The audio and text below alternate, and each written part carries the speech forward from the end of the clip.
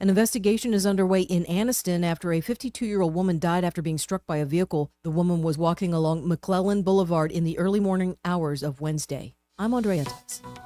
For more news affecting Alabamians, go to 1819news.com. And while you're there, subscribe to the daily newsletter. Hi, this is Bo Goodson from the Goodson Group with your updated market report. So far this year through MLS, there have been over 4,000 closings in the river region. Sellers have been getting on the average of over 97% of the listed price. In this ever-changing real estate market, I've seen more price reductions on listings over the last 3 months than I've seen in years. It's time to act for a buyer. So we have a greater supply of homes for people to see before they buy. We have an average price of $261,000 in our area. Local mortgage companies have come up with really attractive plans for first-home homebuyers, such as down payment assistance, lender credits to help on the closing costs, and buy-down plans to buy down the starting rate for borrowers. Investing in yourself and your community is life-changing for first-home homebuyers. You need a buyer agent to represent your interest and give you great advice. For all this information, call Bo Goodson at the Goodson Group at 221-2883 or 551-0225. We all hear the radio ads about the IRS. They tell you to be afraid, to be scared, and they try to frighten you into calling. I'm not here to do that. Tax Relief Advocates is different. TRA is here to tell you that if you owe money to the IRS, whether it's $5,000, $50,000, or $500,000, we have a solution. It doesn't matter if you're sitting in your car, at work, or with your kids. No matter where you are, call now. 800-488-2594. Don't lose hope. TRA can eliminate or reduce what you owe to the IRS. Generous programs are now available that can give you a fresh start. Our passion is taxes and helping individuals fix their IRS problems. We have over 1,000 five-star reviews on Google and an A+ with the Better Business Bureau. You don't need to be afraid of the IRS any longer. End your tax nightmare today by visiting us online at TRA.com or call 800-488-2594. That's 800-488-2594. Tax Relief Advocates. Real solutions for real people. Must qualify for enrollment. Results may vary. For too long, Alabama's statewide news companies have shamed us for our conservative Christian values. Alabama deserves a news company that cherishes our culture, a company that isn't bought and paid for by the powers that be. 1819 News is that company. Run by Alabamians for Alabamians, 1819 News celebrates what is good and beautiful about our state, while exposing those who work against our values in secret. Just go to 1819news.com to learn more. Subscribe to our newsletter. That's 1819news.com.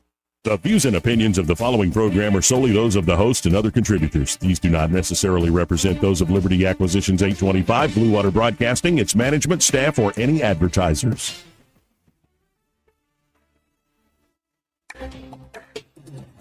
It's time for Montgomery's conversational radio show. It's News and Views on News Talk 93.1 FM. To join the conversation, call 272-9228.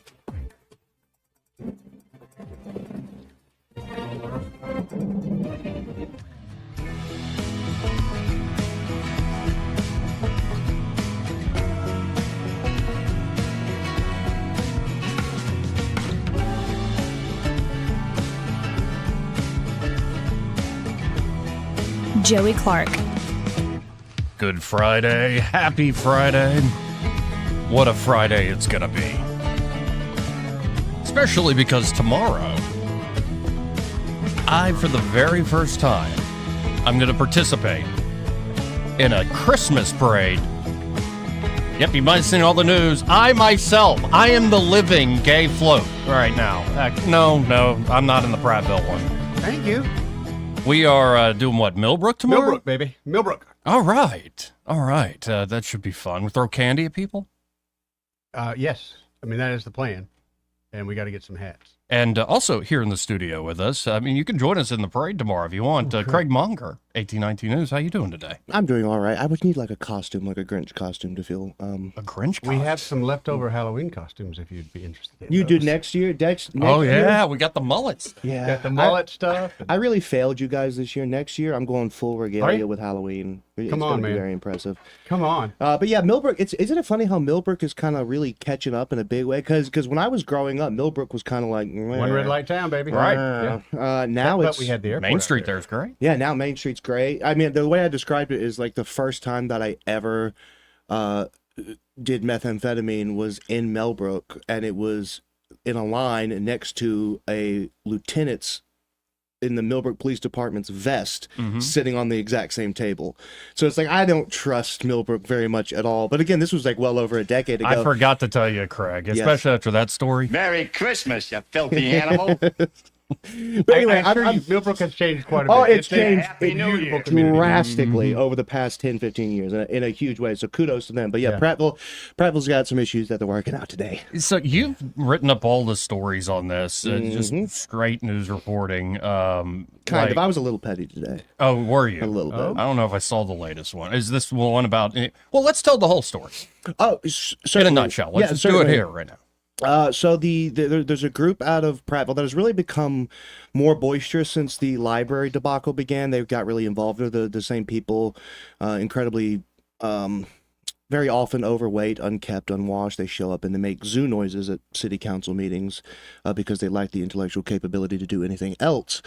And ever since then, they've hosted the city's first Pride event. They had a lot of help from out of state and out of city people because they're fairly small. So they hosted that, and then they decided to ask to have a float in the Christmas parade, and then Prattville City said sure thing. Wrote that story up, and the community came into a bit of an uproar. They asked them. They asked the city to intervene. The city looked like it wasn't until yesterday.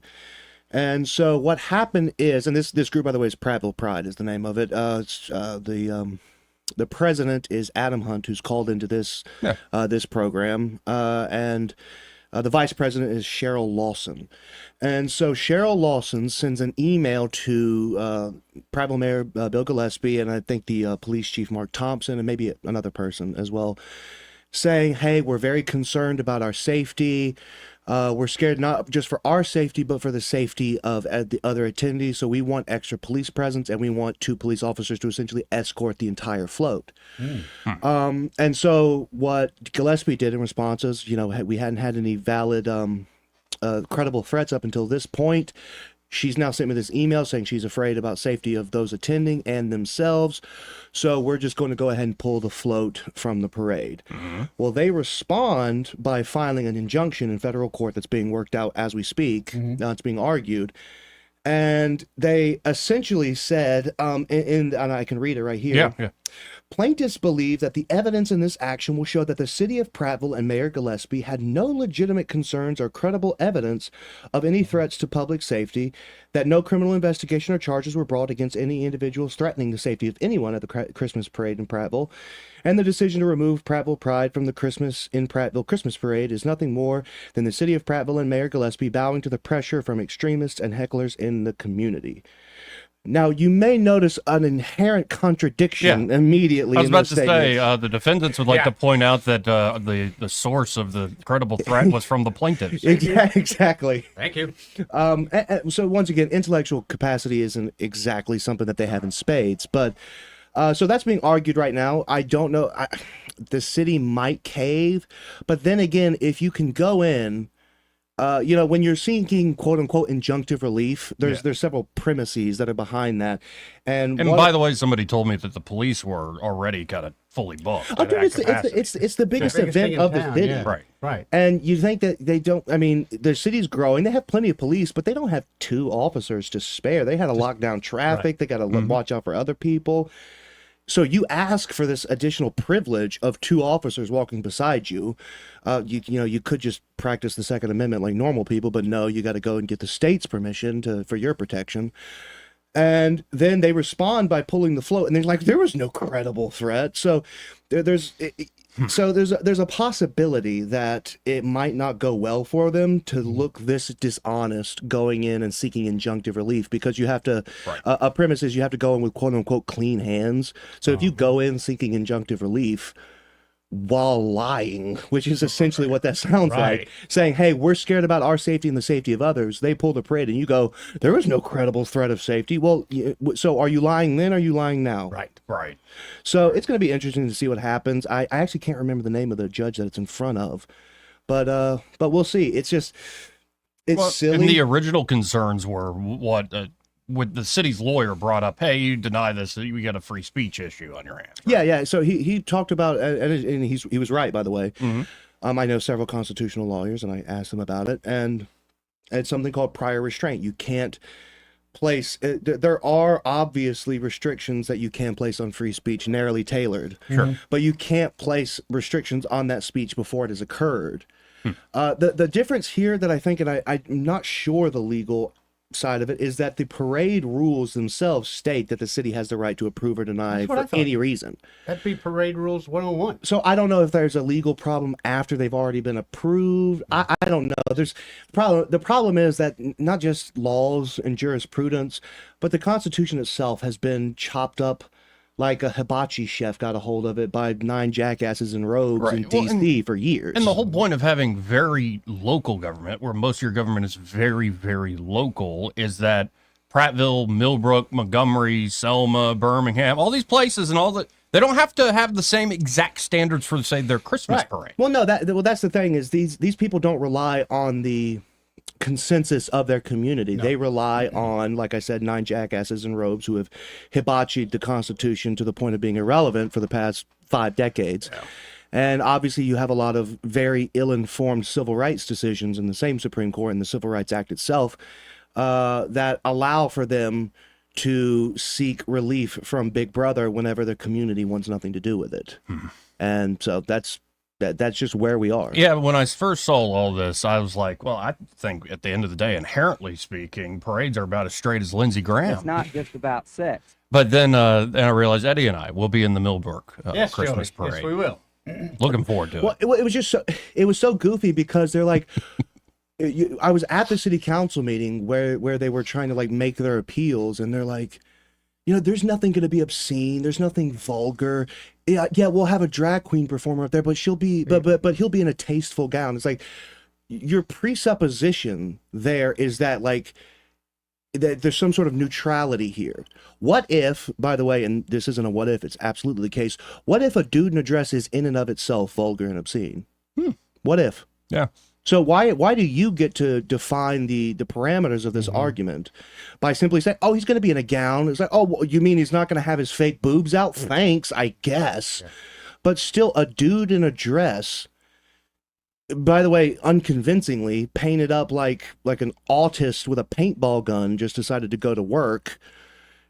What if that is in and of itself an obscenity, and most people agree? Then it doesn't matter how quote unquote tastefully this individual is adorned. It's still gross. So this is in court as we speak. As we speak, yes. Okay. Well, we'll see. I'll be in Millbrook tomorrow. Yeah. Thank the good Lord. Yeah. First time I've ever been in any sort of parade. Christmas parade. Yeah, I don't believe that. I mean, I've been on the sidelines. We went over this earlier in the week. I went to Mobile's Mardi Gras when I was a kid because, my priest uncle, I always love saying Uncle Bill. After I go to a mass, he said, I'll go up to him and be like, Uncle Bill, because everybody's coming up to him and go, Father Bill, that was such a wonderful homily. It's so great. Does he not get mad at you? It's like, no, he I think he likes it. Yeah. I think for a Catholic priest, he understands, of course, he does the job well, but I think when he talks to me, it's like, I don't have to, you're not a parishioner. Yeah. You can smoke around you, maybe say the occasional curse word. You might be shocked, and I'm sure there are other denominations and other pastors and folks that, it's still a job. Yeah. And they're still very annoying. Like, especially, I won't give away too much, but he said the folks that come in for confession, one of the sacraments in the Catholic Church, reconciliation, like every other day. Yeah. And he's like, wait, if you're coming in here every other day, I don't think you're getting the actual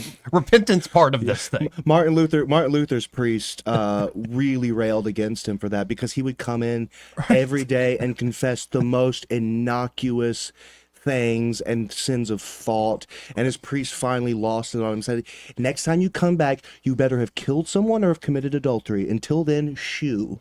Right. And of course that was, and speaking of which, I'm so hard on the papists, but I gotta give a shout out here. The St. Joseph Catholic Church in Prattville was the first one that publicly came out when this pride float came out and said, we are not participating in it because of this pride float. So again, I'm really rough on the papists, but congratulations and kudos to you. It was a very bold stance that you took, and you deserve all the congratulations in the world. So I bring up my priest uncle in the sense that he, the Archdiocese diocesan like rectory where the archbishop stays. In And Mobile. all these folks, yeah, right there in that main strip. That's where part of the Mardi Gras parade goes. That's their front porch. So we got to sit right there. Oh, that's great. It was all fantastic memories of Mardi Gras, but I've never been in a parade. You need a top hat and like a cane. There's no business like show business. Like no business. Like a Fred Astaire. Yeah, sort of exactly, number. Okay, exactly. yeah. I'm doing good. I'm trying to get him to wear the Trump mask, or the mullet, just something. I want to know what we have to do do to get Mardi Gras beads from Joey on this parade. Just ask. I'll flash. All you got to do is ask. I'll flash you. I'll do Yeah, it. don't. That's not needed. You don't wear a shirt half the time as is. Yes, I do. It's so cold. It has gotten so cold. It's the best part. It's like I'm eating like a pig because I'm taking my shirt off for the next 6 months. What do I have to care about? Right. Wait, where are you in lower body fat right now? Is that Dude, miserable in the winter? Yes. The less body fat that you have. I'm trying to colder get. you're gonna be. Well, it's not even that, dude. Okay, so if TMI here. I have something called striated glutes. Do you know what that means? It means where the muscle fibers of your gluteus maximus pop through. It means that there's almost zero Smoking fat. butt, I think that's what he's trying to say. Okay. So there's no fat there. If I am sitting on anything that is not significantly cushioned, it starts to hurt so bad. You sure it's not? No, really. No, it's not hemorrhoids. I check. But it's it's striated like a nice filet mignon. yeah, exactly. And so I'm trying Not to a get ribeye. I'm trying to get fluffy right now to keep the insulated. Well, enjoy the brownies there. Get off. Oh no, you're a mensch as well. You brought me my walnut brownies. Let's keep you happy. The weight loss has stopped for me in the last week or two. Yeah, it's not gotten crazy up, but it's The not. weight gain has stopped for me. I'm actually kind of sick of. It takes about 3 weeks post diet for me to be sick of food. Yeah. And that's where I am right now. I'm just like, okay. Your taste buds do change. Stuff you would normally yeah. like, I'll give it all to me. I'm like, ew, doesn't taste good anymore. Been eating a lot of grilled chicken, and I kind of like it at this point. There's some teriyaki on Yeah. there too. Ooh. Yeah, and teriyaki, or even like Chick-fil-A's honey mustard isn't too crazy. They don't throw too much. Oh, I like the honey mustard at Chick-fil-A. Yeah. I've got about 8 pounds of those little packets that I've just saved over the years Yeah. that me and my wife have saved from Chick-fil-A. Whew. So let's go to line one. Somebody's on here. You're on there. Who's this? Hey, good afternoon, guys. Donkey Lori. Hey, Lori. Hey, Lori. Hey, I just wanted to mention, I called in on the last show, my take on the Prattville Pride Float. Mm-hmm. Just my 2 cents. Christmas parade is no place for sexuality whatsoever. I'm celebrating Christmas, whether people want to say, well, it's about Christmas, they really don't make it about Christ with Santa, whatever. We still are, nobody needs to be concerned with what's going on in somebody else's boxers or panties in a Christmas parade. And I think that if the Chippendales or the Playboy Bunnies wanted to host a float in a family Christmas parade, the answer should be no. It's just not a place for it. So I should withdraw my suggestion to have a wet T-shirt float next year? You know, Joey, you do you, boo. In the middle of December, that would be interesting. It's cold outside. But I mean, listen, they've got a whole month, right? Don't they still have like a Pride month? Mm-hmm. Am I wrong? No, they I do. mean, okay, you got a month. You stole the rainbow. You know, and it's just enough is enough. Everybody that wants to do you, but stop cramming it down everyone's throat. People don't want to have to stay home during their small town Christmas parade because they don't want their children to taste the rainbow, you know, to have to explain the float, you know. And I have gay friends, great gay family, great people. It's not about that. It's about appropriate and inappropriate. And it's just inappropriate. Take your month. Like, what's that guy's name? Ricky Gervais, yeah. Gervais, when he gave that speech, he's like, take your award.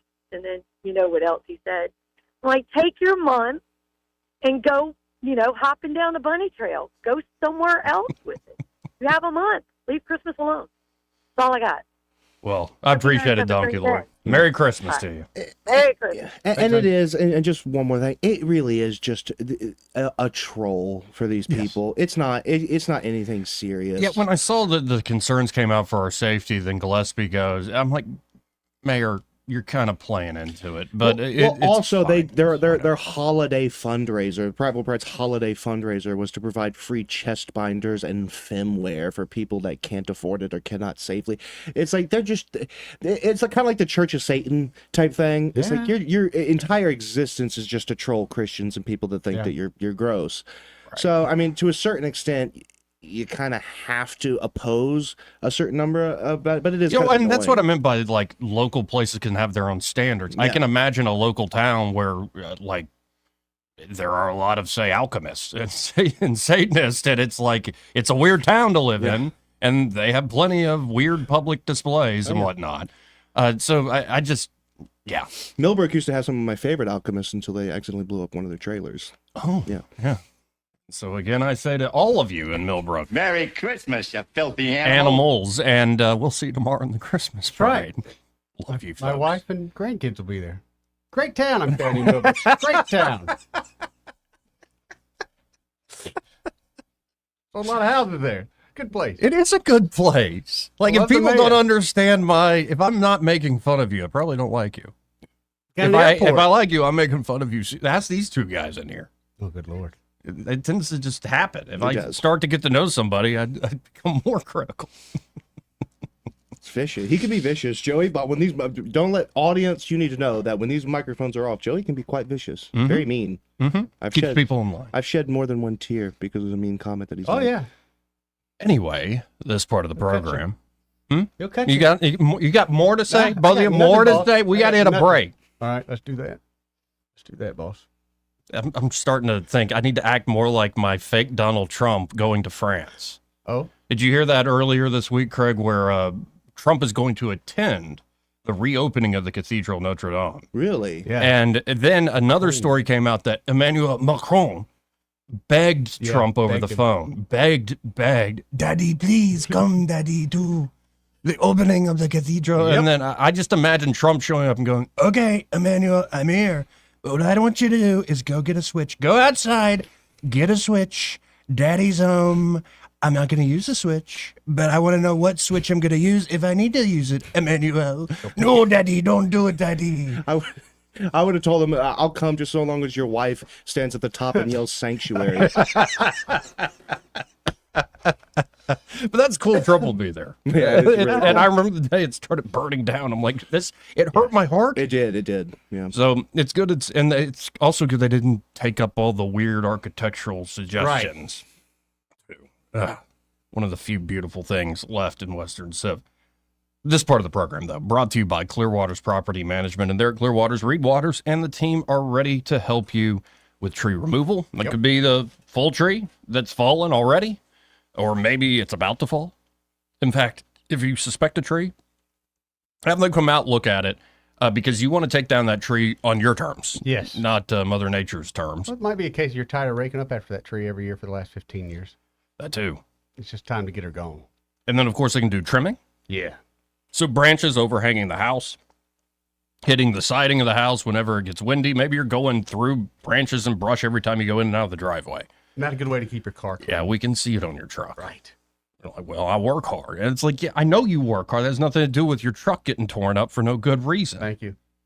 And, of course, they can also do stump grinding there at Clearwater's Property Management. Get rid of that ugly eyesore, but it's also attracting nasty little pests like termites and other things. So, again, tree removal, tree trimming, and stump grinding, that's Clearwater's Property Management, ready to help you in all ways.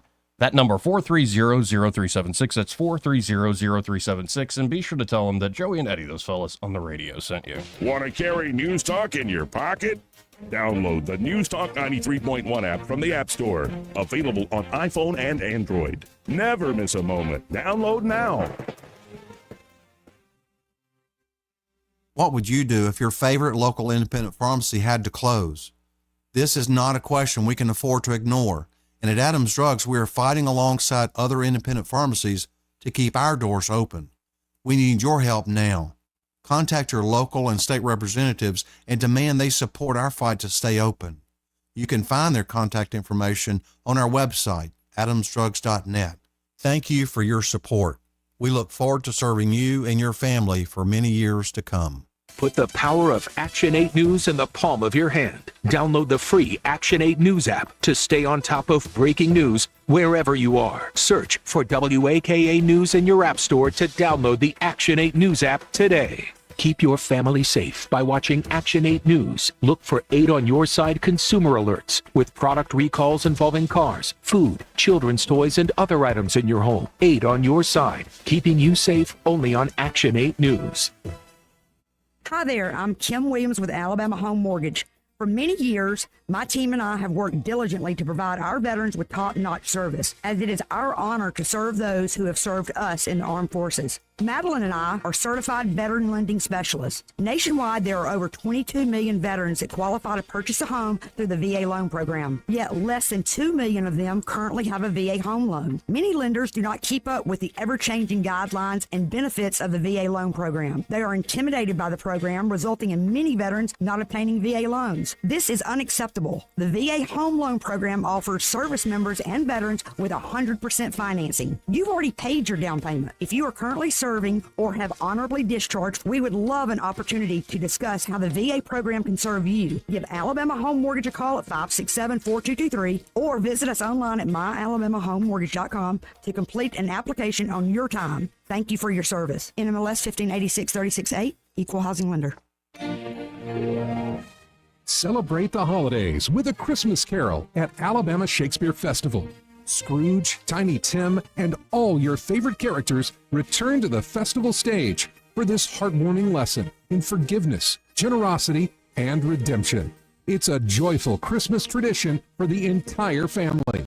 On stage now through December 29th. Tickets at asf.net.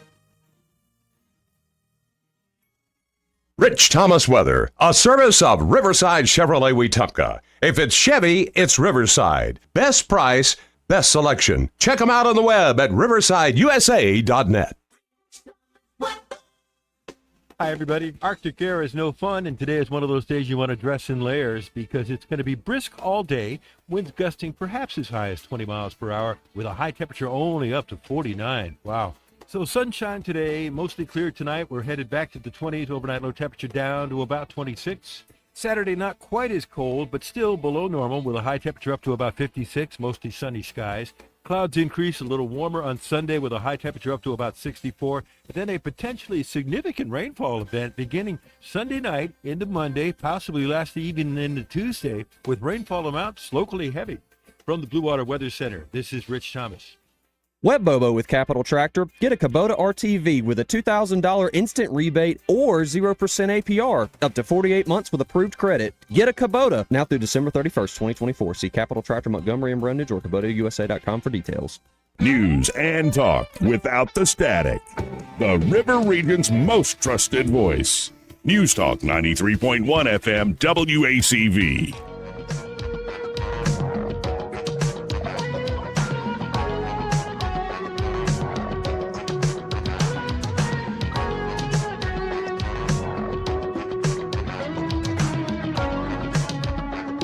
Joey Clark.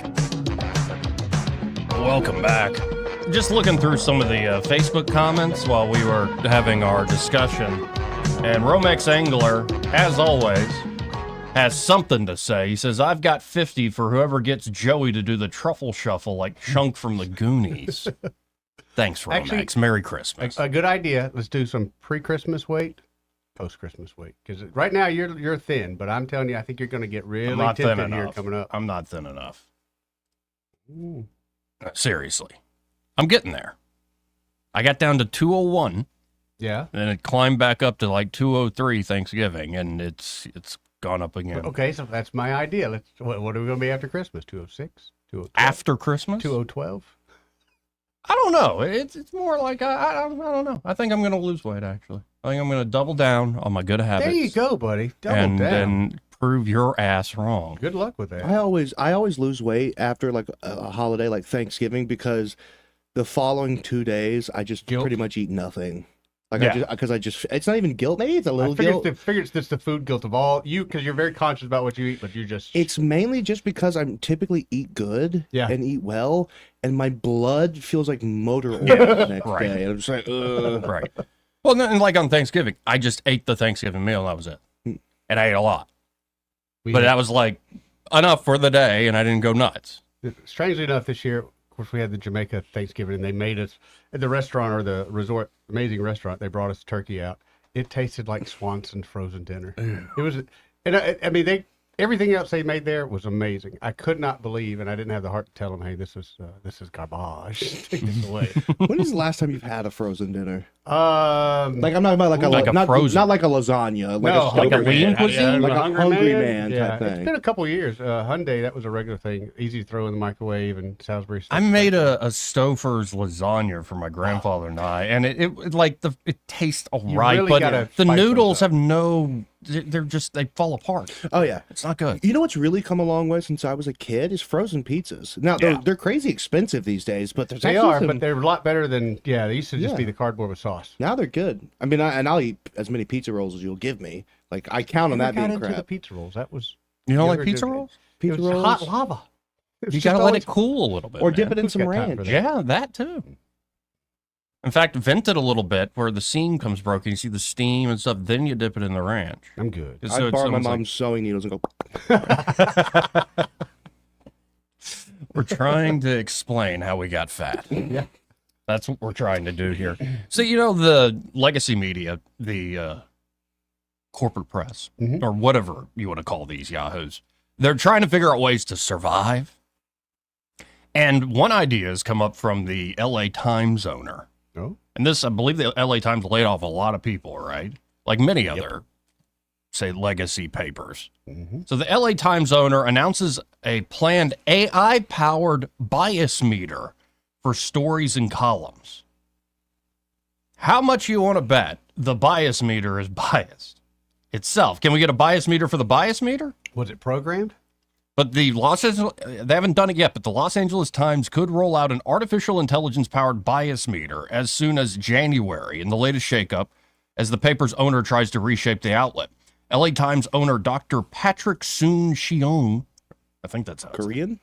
Yeah, I think. Yeah, announced the upcoming AI feature on Wednesday in an interview with conservative commentator and newly appointed Times editorial board member Scott Jennings on the Mike Gallagher Show, which Jennings was guest hosting. Whether it be news or opinion, more likely the opinion or the voices, you have a bias meter so somebody could understand as they read it the source of the article has some level of bias. He added that readers could then press a button and get both sides of the exact same story based on that story and then give comments. This guy, by the way, is a billionaire and made his fortune in the medical industry. The announcement comes amid promises by the owner to overhaul the paper, which he said has conflated news and opinion. If it's news, it should just be the facts, period. I don't know. Think this is a good idea? Think this will help out the struggling LA Times? All right. I mean, if it's accurate, no. If it's not, there might be some dunderheads that think that it's valid, but... Right, because we've seen it with AI large language models. You throw a question at it, and it's some of the most biased crap ever. Right. And it tries to pretend to be objective, and that's the issue. I think the issue is not so much... The one thing he brings up is separating your opinion columns from your straight news articles. I agree with that. That's the right approach. Yes. But to put a bias meter on somebody's like op-ed, it's like, what spectrum, like say I write op-eds every week for 1819 News. What spectrum are you putting me on? Like I've written a lot of things in different perspectives. Like what's the bias here?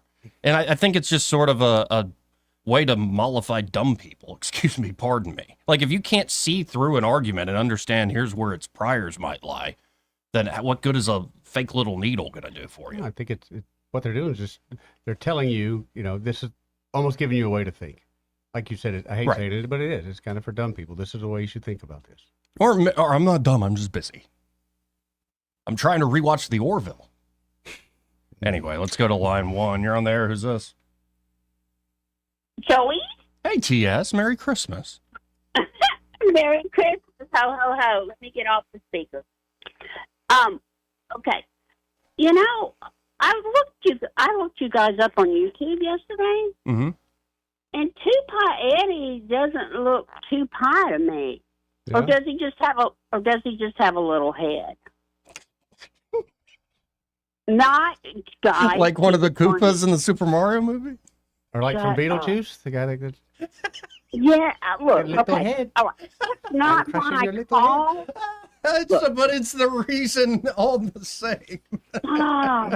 It's not why I called. You were meant to make that comment. I'm looking at the screen. Craig's got the little I head right was. now. But I it see that was. little head. Stop, you guys. Okay. Eddie. Yes, ma'am. Oh, now we're down to. Oh, yes, ma'am. Okay, you have a gigantic head. Okay. I hear that a lot too. Get your big head out of the way. You can't It's see. like Donkey Kong mode. Yes. Oh, I love Donkey Kong. Yeah, I'm older. Let me get to the real question. Eddie, have you taught? Okay, I know you got to get the hats for the parade. Okay, the little cute things. Mm-hmm. Go to Dollar General. You can get them for $1. They're cute with little bells and things on them, and then just junk them. Okay. Now- Sounds like a good idea. Have you taught Joey the parade wave? The parade way. No, I was actually gonna kind of see what his original out of the box thing would be, and if it's Okay. silly like I think it will be, I'm going to tell him that's a great wave and keep doing that one. Okay, I just I kind wanted of figured. to Oh, make a sure. wave, not like waves, Wave. but a wave. The like, waves of the parade. like a queen Yep, wave. That's what I'm wondering. I was going to let you do yours I and do go. the queen wave. The queen wave is fun, and Or I'm no queen. Jazz hand. Yes, he might do the jazz hands. Yeah. Especially get Oh, you some my little God. bells for your fingers. Mm-hmm. Yeah. Okay, guys, and hey, You've heard of twinkle Craig, toes? How about I love twinkle you. fingers? Stop! I love you guys. I'll talk to you after the parade. Thank you. She was about to say something really nice to me, and you talked over her. You gonna survive? No, I live on compliments because Well, I'm shallow. You're looking great. Thank you. You do look good today. Yeah. I know you said you're done dieting and all that. I can't tell. I actually the problem. I want to get fat, but I work too hard. Try to get fat, but I can't eat like garbage for more than a day. I'm serious. Can we get a bias meter put on I know, him? for real, man. On all the things he This hurts says? my feelings over here. Just floats above No, his you're head? trying. I've eaten some of these beautiful walnut brownies with cream cheese icing on here, but like I'm not. I can't eat like that every day. It's just. You ever eat so much that you feel your heartbeat in the side of your head? Yeah. That's after a Thanksgiving, even Christmas. Like I'm kind of like dreading Christmas at this point. Because we always have pizza on Christmas Eve and then delicious Christmas food the next day. So Sounds good. But it just came to me, Eddie, you probably are an expert in this. How do you cream cheese? How do I cream cheese? It's not a setup for anything. I'm wondering. No, How I does don't one know. cream cheese? I really don't know. I imagine. Yeah, I don't know. Yeah, I don't you go know to either. Philadelphia, I figured that much. You know anything about this, Craig? I Creaming looked of it the up a cheese? while back on how to make cream cheese because my wife makes with fresh milk. She'll make all sorts of delicious concoctions, and I thought about having to try to make them cream cheese, but there's a process. Well, and why is it that people only do cheese balls around this time of year? And I don't mean like the little puff big container, Eddie. I mean like a true cheese ball With some like, sausage. Yeah, or like the pecans are all around it Yeah, and I'm stuff. crazy about the nuts on it, but I like the meat and the cheese on there. Yeah, what is that like? What is that gratuitous thing that everyone feels like they have to make, which is like, pimento cheese with like all chopped up walnuts around it, and you're supposed to No, and then dip your Ritz the crackers in there? spicy raspberry jelly. Now, see, I'm all about that. I like Pretty those good, jellies. man. Yeah, Yeah, especially the like spicy jalapeno raspberry jellies and jelly, stuff, or yeah. like with the cheese and the cracker. Again, this show is all about. It's not the intention of us, but it's all about how we got fat. And Why does it always go this route? I don't know. I think it's just what's on our minds. Yeah. 272-9228 if you want to get in on the conversation. This part of the program brought to you by Invista Advisors. Normally, around this time of the day, we would have Austin Baranco on to talk about Invista, but he is very busy today, which is a good problem Heck yeah. to have, especially when it's one of our sponsors. But Invista, what they can do is provide a sort of holistic service to how to manage your estate, maybe manage your small business, maybe manage, say, a foundation or a nonprofit that you're running. And so it's not just about, say, investments and stock portfolios. They Right. can, of course, that's one part of your wealth strategy going forward is your investment portfolio. But they have an entire team, including CPAs, business consultants, other specialists, especially if you need to prepare a will and long-term life decisions. So the point is, if you have built a nice, say, nest egg, if you have built a business, if you built a great estate or household, or you're looking to steer a nonprofit in the right direction, if you want somebody to help you manage with a long-term multidisciplinary vision, go with Invista Advisors, and they're going to be able to help you in ways that are unique, because each person is unique, each household, each estate, each institution is unique, and they can provide you that expertise that you're looking for. Just call them today at 387-0094. That's 387-0094. And be sure when you call them up there that you tell them, hey, that Joey fella sent me, and he told me to ask about that Austin Baranko guy. Please do that. Invista Advisors, great sponsor here of the program.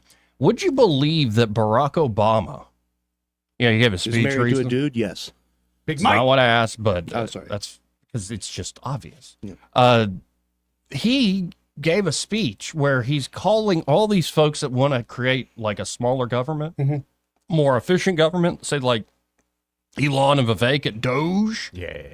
That those people are cynics, and that pluralism can overcome any cynicism. Oh.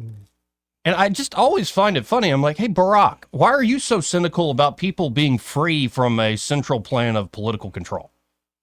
Why are you so suspicious of folks being set free?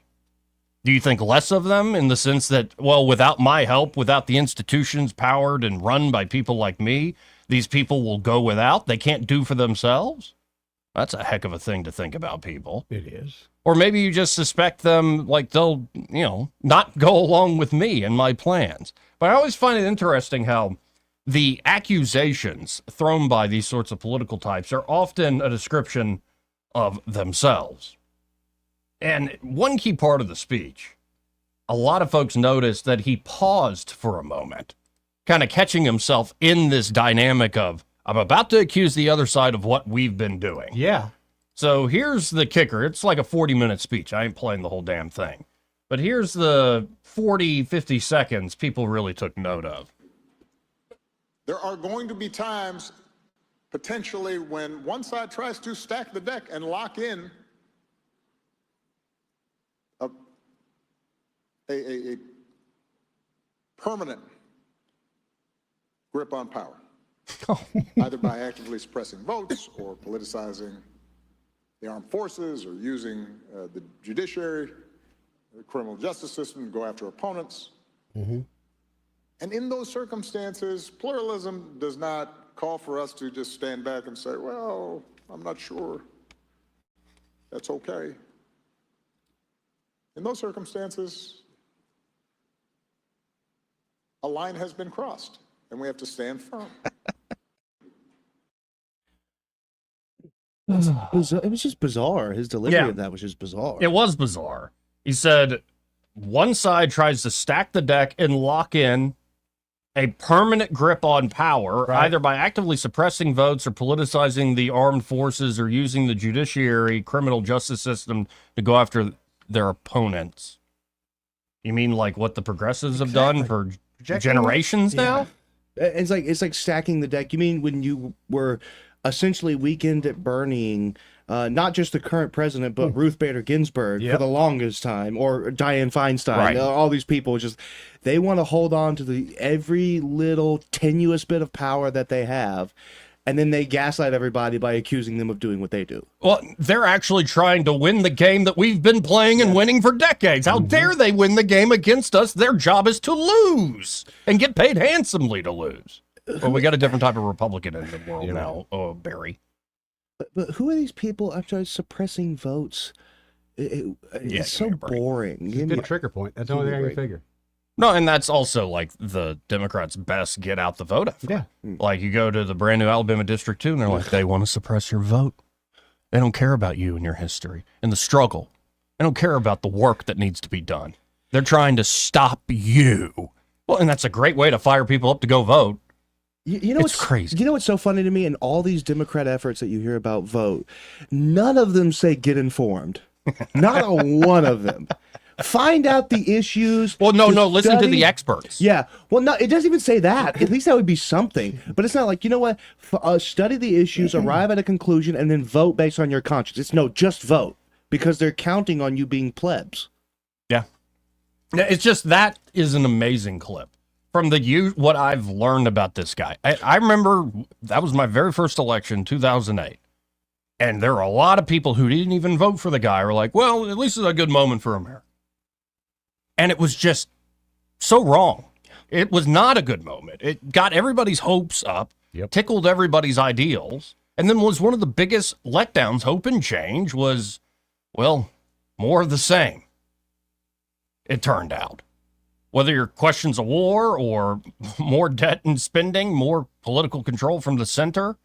Oh, but what about Obamacare? Really took on Big Pharma? No, Big Pharma bent him over a barrel, pardon me, with Obamacare. Like Big Michael? Big Mike. They really got away with all sorts of stuff. In the name of reforming health care, the people who wrote that frickin' bill were in the health insurance industry and Big Pharma. And it's stuff like that where it's like, we're going to close Gitmo. Did you? No. We're going to stop these wars of choice. Did you stop it? No. Well, I guess Libya was a necessity to go in there. No, you bombed more people than any president before. Yep. Yes. And so hear him give these lectures about you're cynical if you disagree with me. You're cynical if you want to take on these institutions. It's nonsense. It's the same nonsense that, say, a large subset of younger black men, when he tries to lecture them about, now, y'all gotta get in line here. It's like, we're tired of this shtick. Go away. Set us free. We can inform ourselves, and it has nothing to do with voting for you or anybody else. It's about setting us free and getting this fricking government, this Leviathan, out of our way. Is there, I think this past election proved one thing pretty clearly, and I think it's beautiful, is that nobody gives a damn what the Obamas have to say about anything. Thank you. The capital is really, their political capital is really diminished. It's pretty remarkable to see, because there was a time where I think that guy could have changed an election. Yeah. But not anymore. And maybe it's because he put his power behind Hillary. He also put his stamp of approval, I think, begrudgingly on Joe. And then they did the same thing with Kamala. Like, no wonder people aren't paying attention to you anymore. It's going to be really interesting to see what happens in 4 years, because the neocon era is dead. Yes. It's just dead and buried. But so is this new weird neo-lib, where it's like, oh, we're not anti-war anymore. We're not really for quote-unquote equity. We're really for transing the kids and blowing up brown babies in any name the Middle Eastern country, which is like not what you think of when you, because in my brain, lefties are still like your Noam Chomskys, right, and your right. Hitchinses, even before Iraq, and he lost his mind. But like, that's my idea. It's like, I really think that they're going to spend the next 4 years propping up someone to be like a traditional lefty over the next 4 years, because who else isn't going to be the transing kids type? I know who. I have a man. Fetterman. Yeah, John Fetterman. Yeah, he's close. That guy is a straight shooter. Yeah. I've been trying to get Eddie to come on board for a while. John Fetterman is the future of the Democratic Party. He's like a traditional labor guy, labor with a U. Yeah. Like, no, and he'll say things that are clearly not on script. And hilarious. Right. It's kind of fantastic. Yeah. You don't think, you just don't see it? Well, maybe AOC is the future. Oh, God, no. Apparently that came out today. She took the first steps to run in 2028. Oh, girl, baby girl. Mhm. Oh, really? Good for her.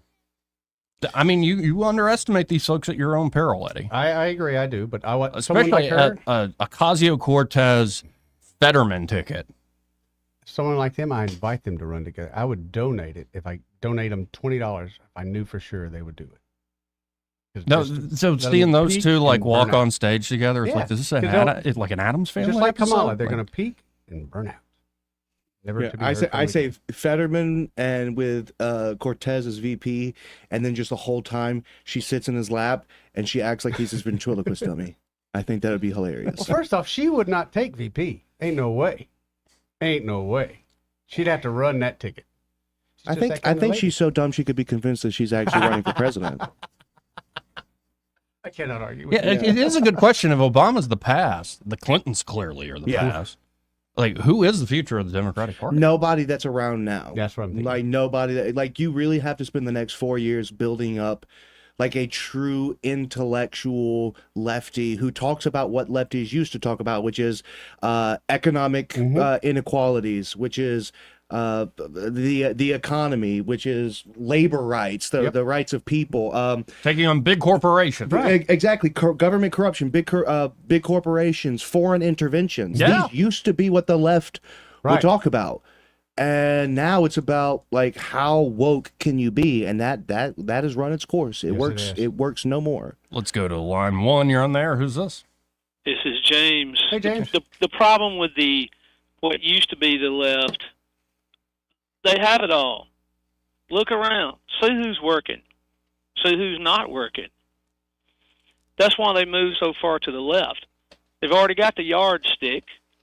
I guess now all they want is the meter. And the difference there is 3 inches. We're definitely on the same page. There's nothing worse for certain political movements than success. Yep. There you go. Like, what's the next thing to do? Did we really elect Barack Obama? I don't even like to say those two words together. But did this racist nation, as we are called, did we really elect him, or was that the first time they stole an election? No, we elected him. You think we did? Yeah. Especially Hope in and 08. change. And then look at Mitt Romney, man. Like, come on. Yeah. Hope and change was enough to put him in position. Do you realize the man was broke until he sat on Oprah Winfrey's couch? Doesn't surprise me. Who? Obama? Yeah. Yes. Do the research. You'll find that is correct. And I put hope and change right up there with Tippy Canoe and Tyler, too. You guys have a nice day. Hey, Jay, And Merry Christmas. Merry Christmas, Jay. Yeah, I think the nation cashed in on a lot of white guilt with those two Obama elections. Yeah. They're like, no mas. Yeah. You get 8 years of Obama, and you don't get to call me racist no mo. Right, and I've been trying to say this as delicately as I can, but I'll just out with it. It's like this whole idea of if I was like a Hispanic woman, and so I want to see, because I'm tired of seeing white guy after white guy after white guy, I want to see a Hispanic woman like AOC become president. What about George Santos? Maybe for VP. Did you see him posing with Barry Moore and holding cheese crackers? Oh yeah, while he man. They was dressed became like Santa? besties. They became Hilarious. like Barry Moore said he wanted. I asked Barry about that. Yeah. I'm like, why were you sitting next to Santos during the whole? He's like, well, he didn't have any friends. I wanted to show him Very some other Christian thing to do. hospitality. It's like, all right, but say like you are that Hispanic woman and AOC becomes president. What you'll probably find, if you have any sort of independence of thought whatsoever, and there are many Hispanic women who do, is that your life really didn't get that much better because somebody who looks like you and shares your sex is running the country, so to speak. True. And I think there are a lot of people like, yeah, we elected the first black president. Some people are like, it's the greatest thing ever. Fine, you can have that opinion. But there are many others who are like, I still can't pay rent. Food is too damn much. Yeah.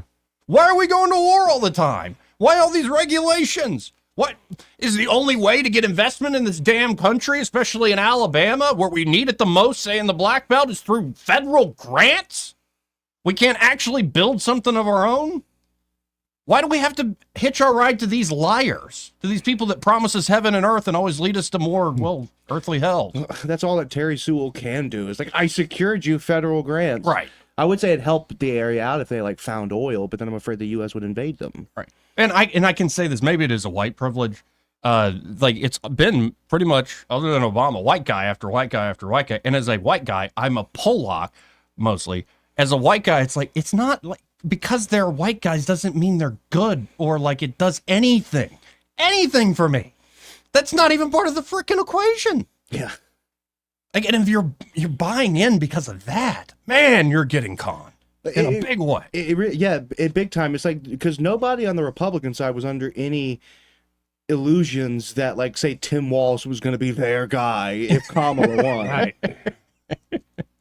Like, By the way, an aging Tom Arnold. You know Annie, who the editor I write for. Yes. She's from Minnesota. Yes. And she told me at that big event we just had. Lovely lady. I love her. She's amazing. She's great. And yeah, I like her a lot. And she said that we didn't know that. We knew the Walz was a liberal. Like a liberal's liberal, but we didn't know he had that goofy side. He actually did in Minnesota pull off the I'm a serious guy, kind of, I'm a everyday man. I'm a fair guy. Like I go to the fair, I know how to fix my car. Like he really did pull it off. And when he became national, people in Minnesota are like, who's this really troop up there? Yeah. He really did turn into a giant fairy on the national stage. Well, hi guys. Yeah, it was. Y'all remember our own Robert Bentley? How we always thought he was the least likely guy to ever do what he did. Yeah, and then when he found out, we there's were a little like, creepy effect. So a little secretary that put a hole in that theory. Oh, creepy there. Yeah. And on that sordid note, we have to hit this top of the hour break. Be right back. Broadcasting from the Riverside Chevrolet Master Control Center, this is WACV Cusana, News Talk 93.1 FM. When it's Chevy, it's Riverside.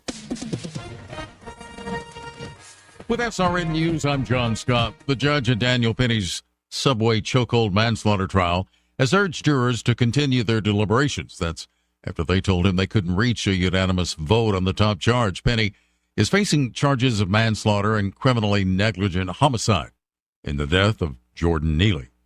In consumer news, Deland is recalling more than 300,000 Ram heavy-duty pickup trucks. The hydraulic control unit on the trucks is prone to failure, which can cause the anti-lock brake, electronic stability control, and traction control systems to not work properly.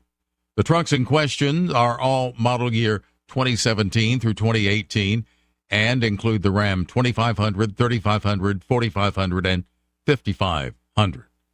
On Wall Street, the Dow dropping 62 points. Now the NASDAQ composite is up 147. This is SRN News. Trump's victory is just the first battle. The deep state stranglehold on our economy took 50 years to build, and they won't let it go without fighting. The damage runs deeper than most Americans realize. A corrupt monetary system, a national debt exploding beyond control, a crumbling dollar. The deep state spent 50 years rigging our system. Now their economic time bomb is nearly unstoppable. Hi, this is Stephen K. Bennett. I'm here to remind you, you are not powerless. Throughout history, gold has been a safe haven from economic corruption. My trusted allies at Birch Gold Group know this. That's why they help Americans diversify their IRAs and 401ks into gold. To see how it works, get a free info kit on gold IRAs. Text the word PREPARE to 989898 right now. Don't let 50 years of globalist sabotage destroy your savings. Text the word PREPARE to the number 989898 and protect your hard-earned savings. Again, that's PREPARE to 989898 to get your free info kit from Birch Gold. Message and data Rich Thomas Weather, a service of Wiley Sanders Truck Lines, where over-the-road dump truck drivers are needed right now. Home twice a week and every weekend, must leave early on Sunday with Blue Cross Blue Shield. Call them now at 855-777-9785. Hi, everybody. Arctic air is no fun, and today is one of those days you want to dress in layers because it's going to be brisk all day, winds gusting perhaps as high as 20 miles per hour, with a high temperature only up to 49. Wow. So sunshine today, mostly clear tonight. We're headed back to the 20s, overnight low temperature down to about 26. Saturday, not quite as cold, but still below normal, with a high temperature up to about 56, mostly sunny skies. Clouds increase a little warmer on Sunday with a high temperature up to about 64, and then a potentially significant rainfall event beginning Sunday night into Monday, possibly lasting even into Tuesday, with rainfall amounts locally heavy. From the Blue Water Weather Center, this is Rich Thomas. For the lowest prices around on flooring and DIY flooring installation supplies, Budget Floors and More is your new best friend. Luxury vinyl plank, carpet, ceramic tile, floor installation supplies, and more with prices lower than the big box stores. Budget Floors and More, Hunter Lane across from Del Rey to Publix. From the Blue Water Broadcasting News Center, here's today's top stories. The Prattville Pride Group has filed a federal lawsuit against the city of Prattville after the group's float was removed from tonight's Christmas parade. Prattville Mayor Bill Gillespie issued a statement yesterday saying the Prattville Pride float was removed for serious safety concerns. Prattville Pride is a group dedicated to promoting the LGBTQ community. The second and final phase of Millbrook's 17 Springs project is nearing completion, putting the multi-use sports complex on schedule to open in February. Phase 2 includes a 5,500-seat stadium, which will become the home of the Stanhope Elmore High School football team, along with a 87,000-square-foot field house. Governor Kay Ivey will light Alabama's official state Christmas tree in a ceremony this evening at the Capitol. The 38-foot-tall tree, an eastern red cedar from Bullock County, was escorted to Montgomery by state troopers. It's been decorated with more than 40,000 lights and ornaments. This year's Christmas theme will be Every Light a Prayer for Peace. From the Blue Water Broadcasting News Center, I'm Sky Mosley. This hour of news and views is brought to you by our good friends at Alabama Home Mortgage. Alabama Home Mortgage, 567-4223. Visit them on the web at myalabamahomemortgage.com. NMLS number 1586368. An equal housing lender. If new floors are on your wish list, bypass the big guy and go right to Prattville Carpet for style, selection, and worry-free installation. Holiday hosting is much more fun with cozy carpets or heartwarming hardwood from your hometown flooring headquarters. Hi, I'm Ray Bowles from Prattville Carpet. If you're looking for carpet, hardwood, laminate, vinyl plate, or ceramic tile, call us today for your free measurement. And a non-transferable lifetime installation warranty. Get what you really want this Christmas. Shop PrattvilleCarpet.com. Prattville Carpet, we're more than just carpet. The Health and Wealth Show. The Health and Wealth Show. The show so nice, we said it twice. Weekday evenings at 6 on News Talk 93.1 WACV. The Health. Break it up, son. Joke's over, hey? Lewis at the Capital Oyster Bar, and I just want to tell you, if you're in business or got an event coming up and want to do some advertising, wisely spent dollars are spent down here at Blue Water Broadcasting. All the guys are nice, easy to work with, and I see results, I guarantee you. Blue Water Broadcasting is the #1 most listened to radio group in the River region. Find out how to put this reach to work for your business. Call us to find out how we can help. Blue Water Broadcasting. Local folk helping local business. Yes? Howdy, ma'am. I'm Bill, the electrician. Oh, hello, Bill. Say, I like your houndstooth hat. Bama fan? Well, sorta. Oh, you're also wearing a War Eagle sweatshirt and a Troy jacket. Yeah, well, I grabbed a hot wire last week. Kinda scrambled my brain. Electricity is nothing to trifle with. That's why you only want electricians who are safety conscious and code compliant, like the experts at Crosby Electric. Okay, ma'am, you take this 2x4, and if you notice I ain't saying much, give me a good knock on the head. What? All Crosby Electric team members are trained to make safety our #1 priority, to avoid dangerous situations. All ready to go, ma'am. Just have to connect this wire and... Oh, Bill, are you okay? Oh, yeah.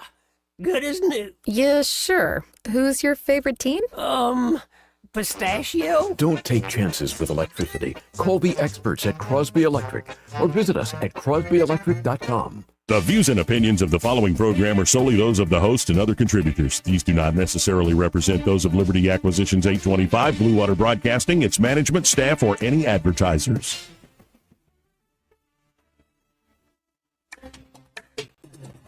It's time for Montgomery's conversational radio show. It's news and views on News Talk 93.1 FM.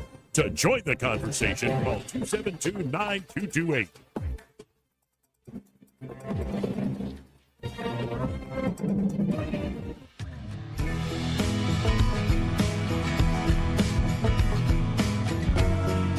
I'm a better looking person than Kamala. How you conduct yourself in a democracy? Joey Clark.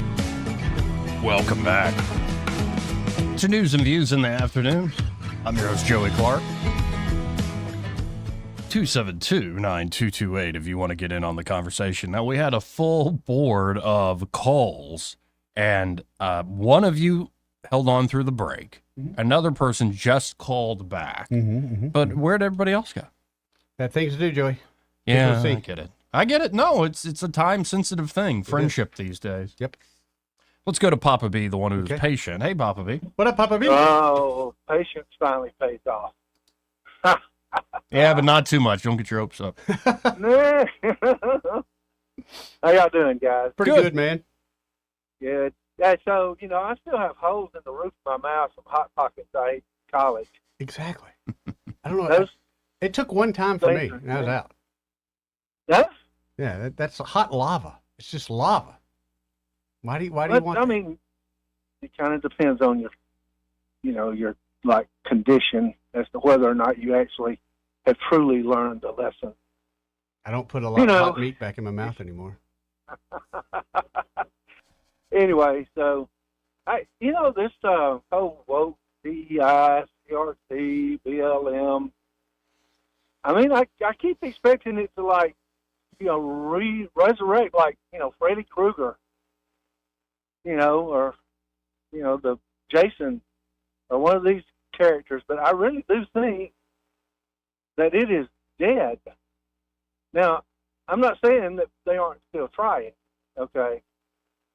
But I think that they're, slowly coming to terms with the fact that it just ain't going to work anymore. People have had enough of it. They're not going to, if it does continue to exist, they'll have to reinvent it somehow. What do y'all think about that? I think, it's going away, but I still think there's a lot of it out there. What about, we hear some of the bigger universities doing away with it, but that's just a very few. Think of the thousands of universities around this nation. So Right. I think don't take your foot off the gas. And have you seen entertainment? Oh, something my buddy Marvin had I'm to not say about. I'm not suggesting that it's altogether gone. Okay, I'm just saying that it's not working. Oh, and sure. The people that are practicing it don't realize how badly it's not working. Maybe they're trying to convince themselves that it's still, viable, but it's just not working.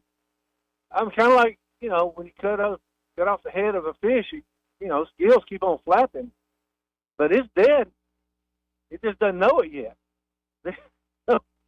That's kind of the, picture I get when I see some of these folks continue to, try to act as if nothing has happened, just whistling past the graveyard kind of thing. We'll see. So- It's just don't underestimate a lot of these people. Well, like you said, the reinvention of it as well. That's true. I don't know, but I'm telling you what. Let me put it to you this way, Papa B, and I've said this before, but can you imagine there were probably some very good conservative Republicans say, who said, we saved California, we elected Ronald Reagan governor. Right. And it was a dominant win. And then we elected Reagan president in '84. What a great victory. And there were books written about the liberal crack up and all this stuff. Did it go away? Yeah. Yeah, you got a good point there, Joey. Got to give it to you. But I don't. In the meantime, these next 4 years, for what it's worth, this president and the movement that he's built, the DEI woke folks, they ain't gonna be in charge of nothing. I'm telling you, man, they are going to be run out of town on a rail. There is no. The one thing that the Republicans, one mistake that Republicans have made in the past, is they think, let's have some goodwill, let's, trot over to the other side, put our arms around their back and say, oh, come on, let's say we're all Americans here, blah, blah, blah, blah, blah. But this president ain't going to do that, pal. I'm telling you, this one ain't going to do that. So if there is some hope, there it is. Oh, and anyway, I think, appreciate it, Papa B. Thank you. Yep. And I think on day one, January 20th, there's going to be stuff coming out that's going to make folks go, damn. Oh, yeah. Even the people expecting it. But let me ask you this. Do you think as American people, let's say we open up the Epstein files and Kennedy files, there's going to be some hard news in there, I think. I think there's a lot of people, we want to know. And a lot of times you want to know the truth, but I think the truth. Wait, everything about Alan Dershowitz is true? Yeah, that's what I'm talking.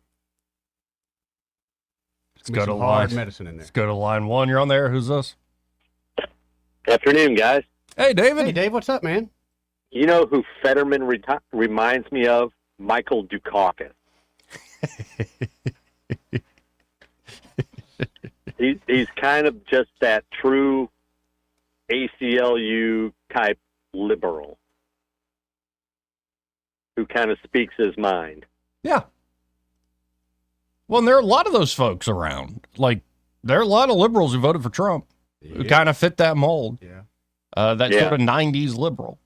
Or Joe Rogan. Yeah. Joe Rogan, yeah. Good point. Yeah. I'd just like to see Fetterman in a tank like Dukakis. I see what you mean. Yeah, I want to see that too.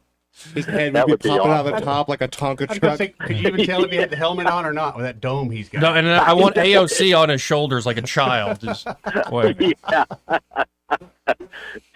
AOC riding the barrel. All right. Here, give her these binoculars. Tell them to walk through them backwards. Yeah. So, but that would be awesome. Anyway, have a good one, guys. Appreciate it, David. Let's go to line 3. You're on there. Who's this? We talk to Jeff. Hey, Jeff. How you doing? Good. How you doing? I got a question for you. Have you heard the rumor that the Democrats are going to try to win the House and the Senate back, and when they come back around again, and if they do, they're going to try to impeach Donald Trump after the first 2 years? I don't think that's a rumor. I think that's just what they're... As opposed to what, trying to lose? Yeah, that's what they do. Yeah, no doubt. I mean, I don't know what they impeach him for. He ain't done nothing wrong. It's never stopped him before. Right. Yeah, we'll come up He with showed something. up for work, so that's it. Yeah, just make him look stupid. He's got 32 felonies Right. for one misdemeanor. I think they can work some magic if they need to. Yeah, I thought that was going away. Well, I mean, it is now, but they still did it. They still impeached him, or not impeached him, or still got him convicted about that, and they convicted him for that bogus thing in New York. About what was it? The It was a business records thing. No, the other one where they changed the law, the statute of changed the law so they limitation. go back well, they after? changed That the was on the statute of business records. No, that was the one. Oh, that- wait. Oh, no, that's the campaign finance thing where it was a federal misdemeanor. Mhm, yes. It was the paying off of Stormy Daniels. Yes, okay. But Yeah. didn't they change the law for what's-her-face who accused him of sexual assault so that she could go back? Yes, There was another one, Evening Carroll, Yeah, so they changed it multiple times. Wasn't there a bunch of others that had? What about Clinton? He did the nasty with Monica Lewinsky. And Jennifer Flowers and Juanita Broderick. You kind of lose. Yeah, they got. It's kind of hard to keep track of his sexual conquests. Did you know we have the biggest melons in the world in Arkansas? The scummiest thing that Bill Clinton ever did was, in order to distract from the Juanita Broderick thing, or was it Jennifer Flowers? Again, I can't keep him in the act. Was that he decided in the middle of that, the best way to show that he was like still a tough guy was to, this was after he was governor of Arkansas, he flew down there to personally see to the execution of a lobotomized black guy. Yeah. Ricky Ray Rector, that was his name. Yep. Wow. Man, Forgot all you really about that, forget Greg. how much these guys are just total scumbags. I forgot all about that. Or what was the bombing of that pharmaceutical factory for no good reason to look strong? Oh yeah. I can't remember the name of it, but yeah. Gosh. They all have done that. Like every president in my lifetime has done just egregious things, like legitimate crimes against humanity. And the biggest uproar is about a guy who talked about grabbing women that allow him to. Wait, and then he withheld weapons from Ukraine while looking into corruption. How corrupt impeach him? Right, give me a break. What about I don't think Burisma? he'll ever be able to do it. No, I don't think so either. Well, I think he's like a duck.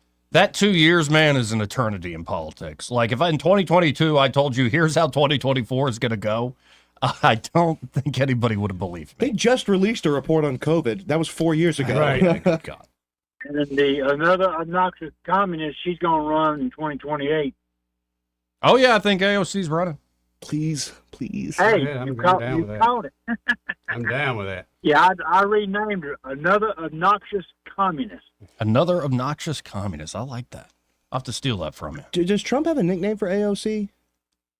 I'm sure he'll come up with something. He needs to. Because he's already got bird brain for Nikki Haley. Which is It's so great. Isn't she just the worst? Yes. Appreciate it, Jeff. Sorry, yes. Jeff. Yes, Nikki Haley's awful. I hate her with like a weird hatred. Like it doesn't make sense. It's So, as Alexandria Ocasio-Cortez jumps into the race to be the top Democrat on the Oversight Committee, she's testing how far her colleagues are willing to go as they shake up their leadership structure. I write to you today to seek your support to serve as ranking member of the Committee on Oversight and Accountability in the 119th Congress, AOC wrote in a letter to colleagues. This is not a position I seek lightly. The responsibility of leading Democrats on the House Oversight Committee during Donald Trump's second term in the White House is a profound and consequential one. So she's picking her stage, her spot on the political stage, and it's probably, if you want to be, say, president for the Democrats, at least their nominee, Be in a Start high there. profile position where you're constantly calling out all the corruption and stuff of Trump. Oh, yeah. Her official launch means she's challenging Jerry Connolly, who has already announced he wants to run as the top Democrat of the committee after Jamie Raskin, who currently occupies the spot, tossed his hat in for House Judiciary ranking member. Huh. So, I mean, I think she's 35 already. So another 4 years. She's plenty old enough. Think she's smart, Joey? No. Okay. Just checking. I think she's clever. If somebody tells her to be. Yeah, I think there are people that can be clever, people that can be, they can scheme. Mm-hmm. And they put very smart people around them to help them with their scheming. Like, I'll put it this way. She's got something going on and she's got the following she does online. That's the thing. She has a modicum of savvy when it comes to like understanding the new tech aspect of reaching an audience. That's why she's very prevalent on TikTok and other social media platforms. The problem that will get her and why it would be disastrous for them to run her is that she is objectively stupid. Thank you. She's objectively a very stupid person. Now there's different kinds of intelligent and different kinds of stupid. Yes. She is the least appealing kind of intelligent, which is that like very socially, culturally savvy type. But she's also the worst kind of stupid, which means she doesn't have a command of the facts of any given subject. No. So I think it would be a disaster for them to put her in any sort of leadership position. I mean, she's essentially an R-worded version of Bernie Sanders. And how successful has he been, really? Right. Yeah. Well, compared to We'll see. Kamala, what do you think there? Well, I mean, she's not R-worded. She's just drunk, which is, 6 of one, half dozen of the other. Gotcha. So I don't know, but again, look how that worked out for them. That's what I mean. So if they don't shift right, something, not a pivot, then and here we are. Look, right now, the Supreme Court yesterday. I don't know if y'all had the chance to listen to some of the oral arguments. Mm-hmm. I'm a nerd. I listen to oral arguments. About on the Supreme Court, like they're still sticking with this, the trans and kids thing. I did see that this morning. It's like nuts. It's insane. Like this is the hill you're going to die on. Yeah. Really. There's a lot of things you could again. The left used to really go after the right for the military-industrial complex. Look at homeboy got killed in New York about insurance. That whole stuff, avarice. Yeah. Like they used to call these people out, and that used to be something distinctive about the left. Now the only thing distinctive about you is wanting to cut the genitals off of children. Yeah.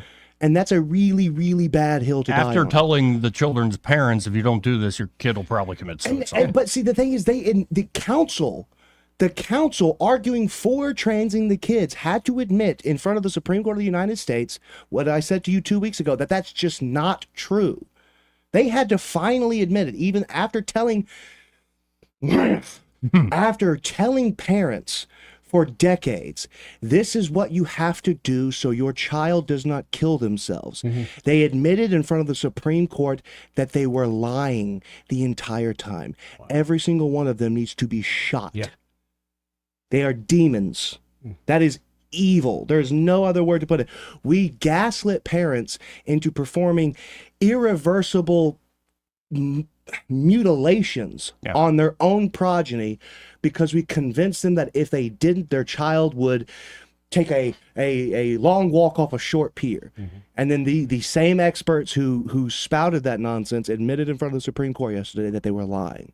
It's crazy. It's unbelievable. But again, this is the hill that the Democrats are going to die on. Like the one that made headlines because it's I would want to see the full context because I always think the Supreme Court justices, they're trying to stretch extremes and stuff. But the headline is Ketanji Jackson saying that this is similar, these bans on trans and kids are similar to bans on interracial marriage. Such a load of crap. And I don't think I think she's wrong. If she's genuinely asking a hypothetical, no, I don't think it's the same category at all. No, because it's the assumption that your gender identity is as immutable as the color of your skin. Which, of course, that's what you have to do to prove, to have federal protections is there has to be something immutable. Right. And I can't remember for the life of me if it was, I don't think it was Gorsuch, I think it was... I can't remember who it was. It wasn't Kavanaugh. It was Alito. Thank you.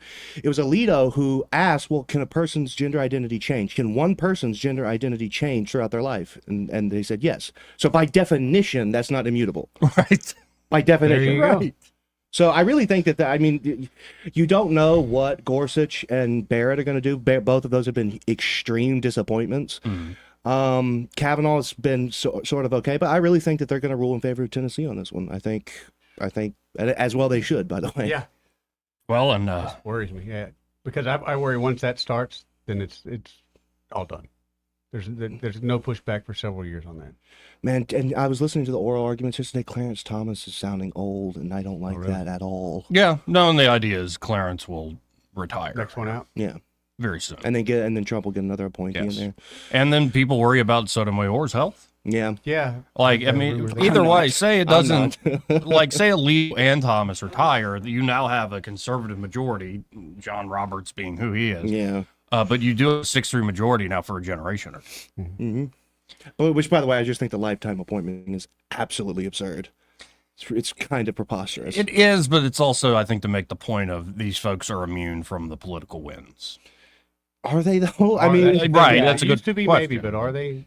Well, they should But be. it helps if you can't really get fired unless you, like, murder somebody in broad daylight. Like, that job security, you're going to make decisions independent of things. Yeah, but I suppose, but at the same time, it's just, isn't it unbelievable that all of our layers of power and our supposed, balancing of the scales, that really 9 jackasses in robes in Washington, D.C. have the final say on everything.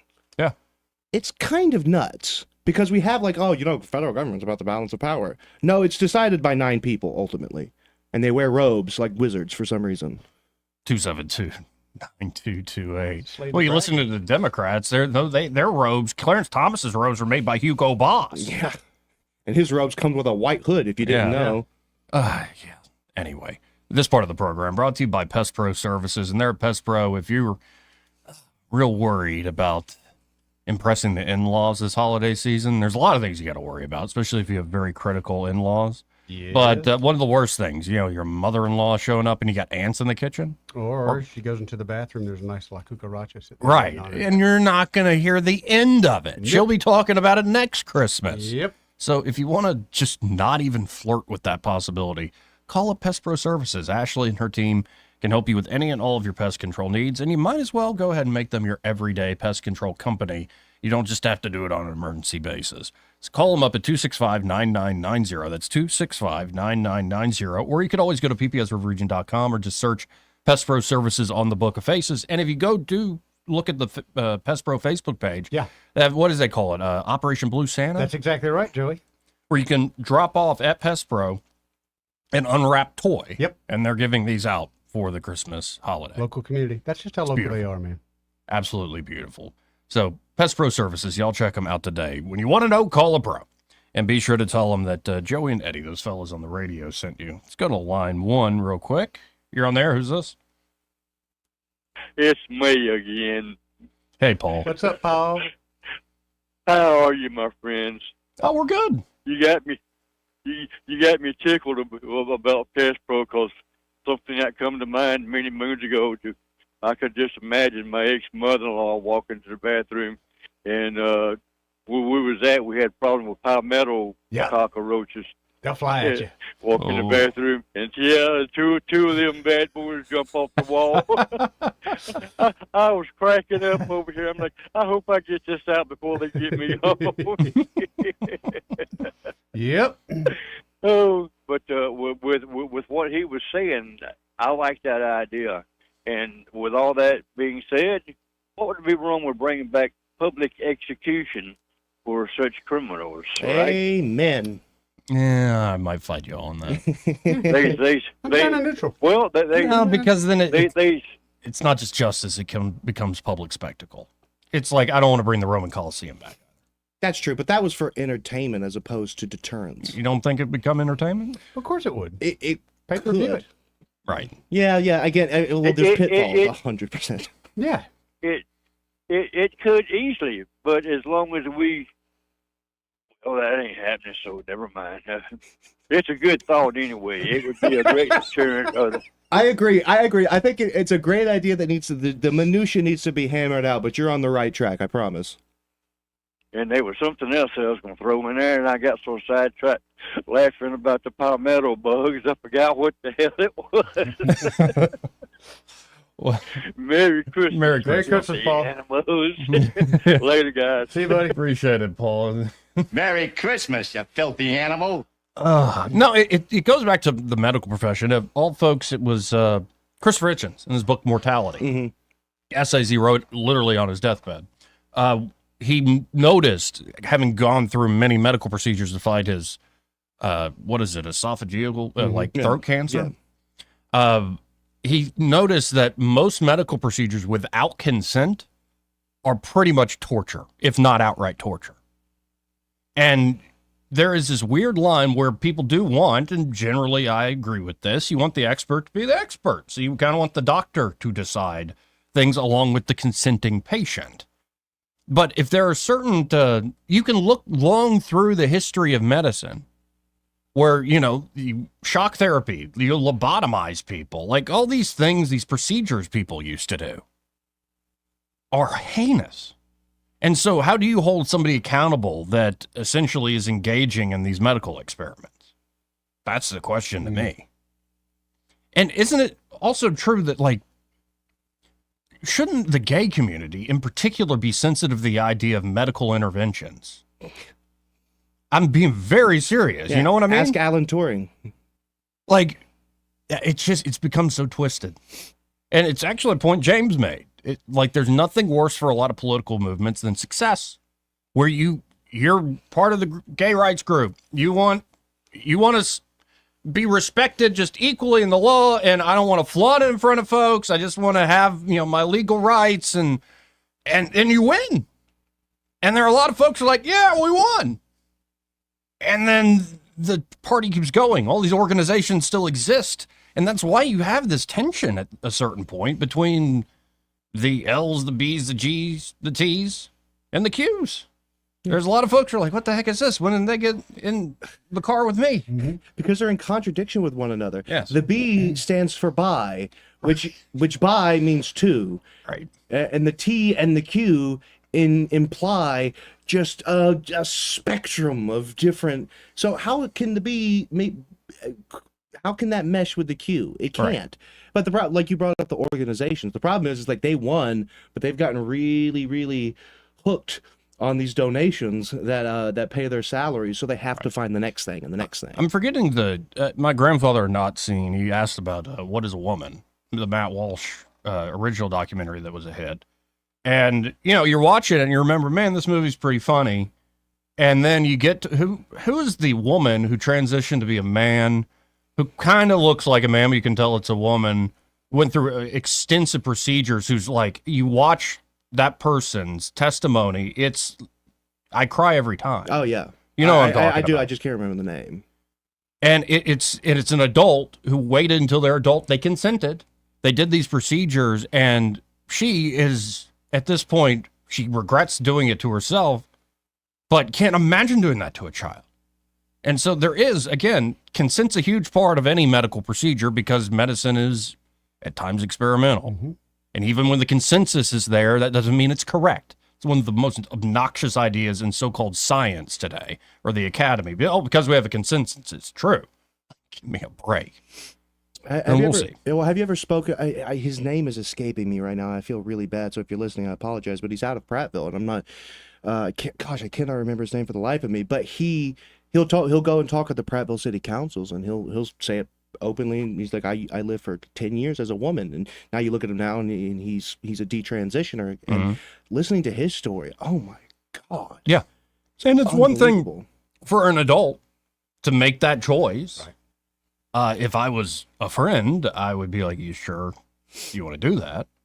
Do you think it actually will help with the underlying issue? And I would suggest that to anybody with any elective surgery. So it's just, it's a strange time. And I think there has been a bit of a groping for meaning and purpose. What's the next great civil rights movement and parade to stand in front of, so to speak? And I think at times you end up creating things that do disservice, say, to the original civil rights movement. And you try to repeat the story over and over again. In the same way I would look at a conservative and be like, it's 70, Vivek, it's 76? We're just like those guys? Yeah. Give me a break. No, we're not.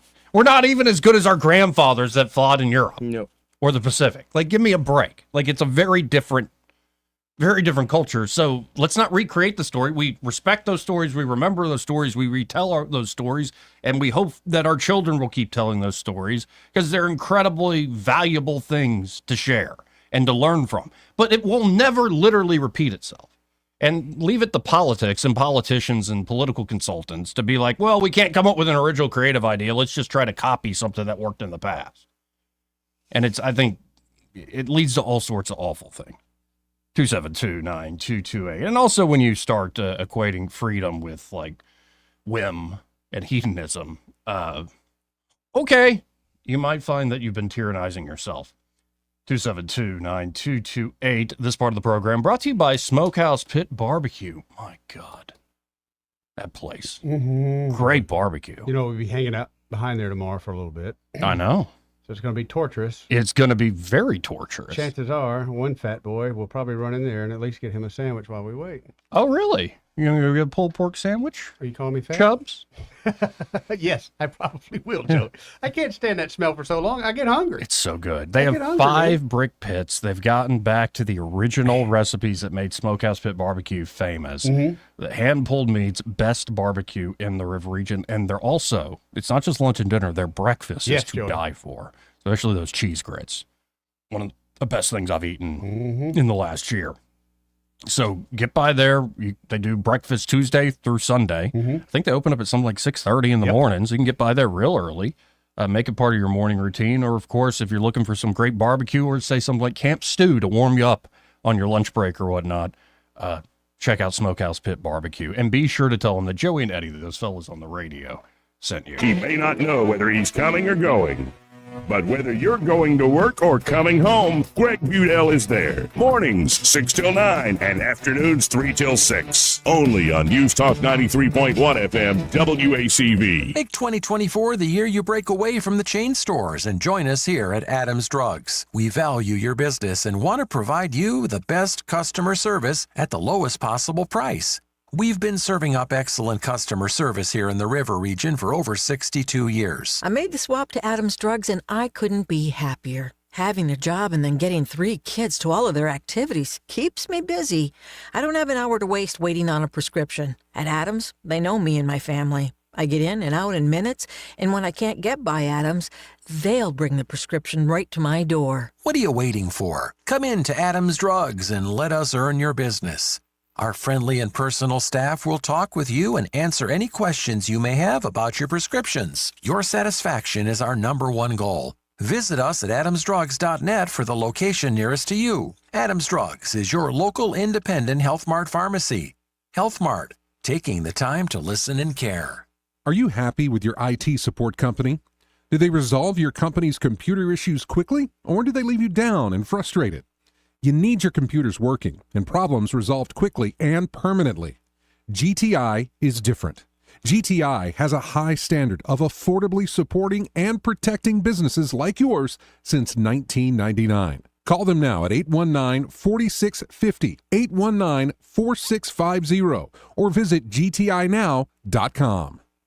Start your day a better way with Action 8 News Rising. Get your first look at news happening today, plus your latest forecast and live traffic reports. Don't settle for the same old morning newscast. Watch Action 8 News Rising, weekday mornings starting at 4:30. Don't know an iPhone from a flip phone? You need to watch Action 8 News. Consumer technology reporter Jamie Tucker keeps you on top of the latest technology and keeps you safe from scams and identity thieves. Watch What the Tech, only on Action 8 News. Are you tired of the mainstream media's biased reporting? Do you want to stay informed on the news that really matters to you? Look no further than 1819 News.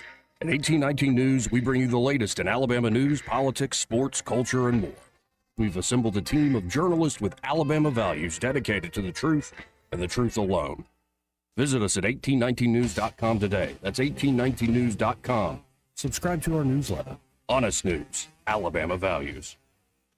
This hour of news and views is brought to you by our good friends at Alabama Home Mortgage. Alabama Home Mortgage, 567-4223. Visit them on the web at myalabamahomemortgage.com. NMLS number 1586368.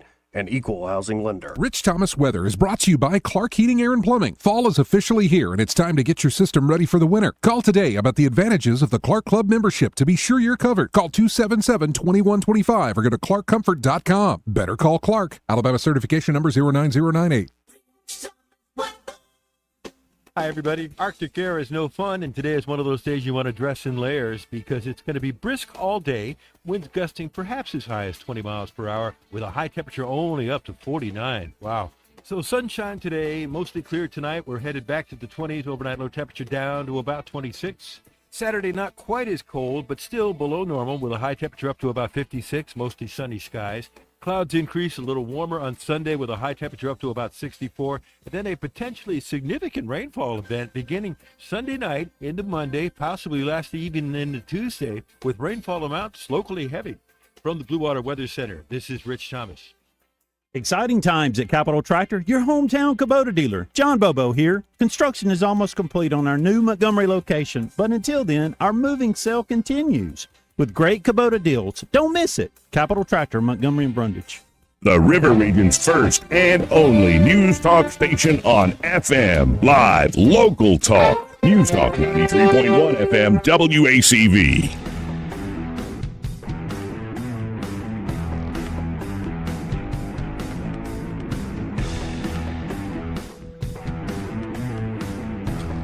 Welcome back to News and Views in the afternoon. 272-9228 if you want to get in on the conversation. That's the number Robert dialed. Hey, Robert. Hey, guys. I'm calling. It is Robert, but I'm going to give you my 2 cents. And, first of all, I do like Boston Butt, and every time I listen to your radio show, when you do those spots on all that food, makes me want to go eat. Go by there, man. It's good eating. It's good eating. Yeah, hey, we all love butt. But anyway, my 2 cents is on what's up in front of SCOTUS, where they're talking about trans. These are difficult conversations, trans and stuff. Mm-hmm. But this is where I fall, and this is my 2 cents, is you cannot have the government bypass the parent, because there's nobody that loves the kid more than the parent. Now, and then I know about the young lady y'all were talking about, and she went through a whole lot of things, and now she's speaking out about it. And I hope her life, because it's a rebuttal, but common sense would tell you your mama and daddy works with you. In other words, if you're going to school and you're getting bullied, a lot of your support comes from your family. Yes. Don't let somebody teach you to be something that you're not. Your parents are on your side, and that's my 2 cents, brother. Appreciate it, Robert. I know I went real in depth, but look, let's go get some Boston Butt. We'll see you. See you, buddy. No, and I would put it this way: what he described as the ideal. Mm-hmm.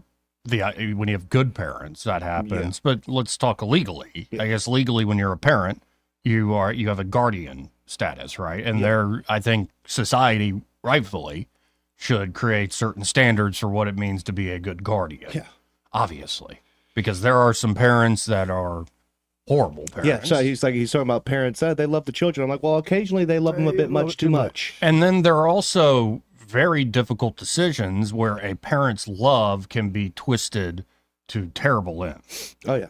And this is why, go say the young men and women who were transitioned at an early age. I bet if you go talk to the parents, they probably have the best of intentions. You do have moments where you see the weird activist types where it's like, how many of your kids are trans? Exactly. And there's definitely why is it that so many of the young trans kids are showing up with upper middle class white women in professional careers? That's an interesting phenomenon. Why isn't it happening? Jordan Peterson broke down the statistics. He was like, it's like the chances of you actually being born like gender dysphoric is like 1 in 100 million. So the chances of two people born in the same litter, for lack of a better term, both of them being born trans is like mathematically impossible. And so it's always these, like you said, liberal white women that typically appear to be overly medicated and are activists. They have like 2, 3 or more trans kids. And it's like, it seems like you might be making them. Thank you. You're right. Well, and what's the classic? You bring up Jordan Peterson, gets me thinking, well, what's the mythological, when you get to the archetype, well, you know, just... when you get to the, like, what is a bad father is a tyrant. It's the tyrant father. What's a bad mother? It's the devouring mother. Mm-hmm. To where I love you so much, I'm going to literally consume you and not let you live your own life. You know what smothering is? It's mothering with an S. Preach. 272-9228. This part of the program brought to you by Alabama Home Mortgage. And there at Alabama Home Mortgage, Kim Williams and Madeline Cannon are ready to help you with refinancing that home or buying that home in the brand new year. And say you are thinking about, I want to start getting into buying, look at the market in January, late January, February even. Yep. You might as well go call them today. Oh, yeah. Get that ball rolling, Get the conversation going, get the relationship going. You can get pre-approved pretty quickly there at Alabama Home Mortgage when you call them at 567-4223. Or say it's something like a refinance deal. Again, you don't have to pull the trigger here in mid-December. Yeah, let them understand why you're looking to refinance. Could be credit card debt or just general financial restructuring. Could be you want to invest in yourself, your family, your home, your property. Or it could be you want to go have the big family trip that you've always wanted. Exactly. You want to invest in Bitcoin or something. I don't know. It's your equity built up in your home, and they can help you make the right choice to meet those goals there at Alabama Home Mortgage. So make the call today to, well, really hit the ground running in the new year. 567-4223. That's 567-4223. Or you can always apply online at myalabamahomemortgage.com. There is a difference in mortgage companies. Let Kim and Madeline prove that to you today. NMLS number 1586368. An equal housing lender. Let's go to line 1. Right. You're on there. Who's this? Flower Child. Hey, Flower Child. Thank you for the card. You're so welcome. I got it. I'm sorry I got there late, but I was delayed. I have a question about this transgender stuff. Who pays for these kind of surgeries? I'd love to have a tummy tuck, but I know my insurance would deny me. Well, insurance does cover them because it's not seen as a cosmetic operation. It's seen as life-saving medicine, again, under the false rubric or ideology that to not engage in these medical interventions would be akin to, not using a defibrillator on someone who had a heart attack, because it's seen as life-saving because they lie and say that, oh, well, if you don't do it, then the individual will commit suicide. With what you said yesterday when they were testifying in front of the Supreme Court and admitted they lied to it, at that point, shouldn't that change? Shouldn't somebody stand up right then and go, hey, wait a minute, these experts are lying? Well, I mean... because besides you telling us, I hadn't heard that. No, they should. I mean, again, people are saying it on Twitter. I'm certainly not a voice in the wilderness crying this out. But yeah, but that's what the thing. This entire this industry, it's a multi-billion-dollar industry, the trans industry, multi-billion-dollar industry. It is an entire structure built on lies. And we've known this for some time. Steve Marshall, our great attorney general, proved that himself whenever he, WPATH, the World Professional Organization for Transgender Health, or Association, excuse me, they have these guidelines that everyone uses. Every medical association, every hospital, they use these gender-affirming care guidelines for working with and dealing with people that have quote-unquote gender dysphoria or are transgender. And it was revealed that these guidelines are completely made up. There's no evidence behind them. There's no science. And in fact, quite the opposite sometimes. But we have academic consensus in the right journal. Exactly. Yeah, but we had that with crap with COVID too. I mean, But they don't care. Crap. But see, the thing is, they don't care. They lie. They know that they're lying. They know that we know that they're lying, and they just don't give a hoot. Well, as far as the consequences on that, would there ever be any? No. No.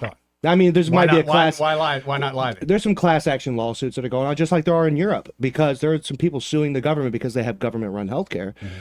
People suing the government for allowing these things with zero scientific evidence, and that's the reason, by the way, that most European countries have stopped this. Yeah.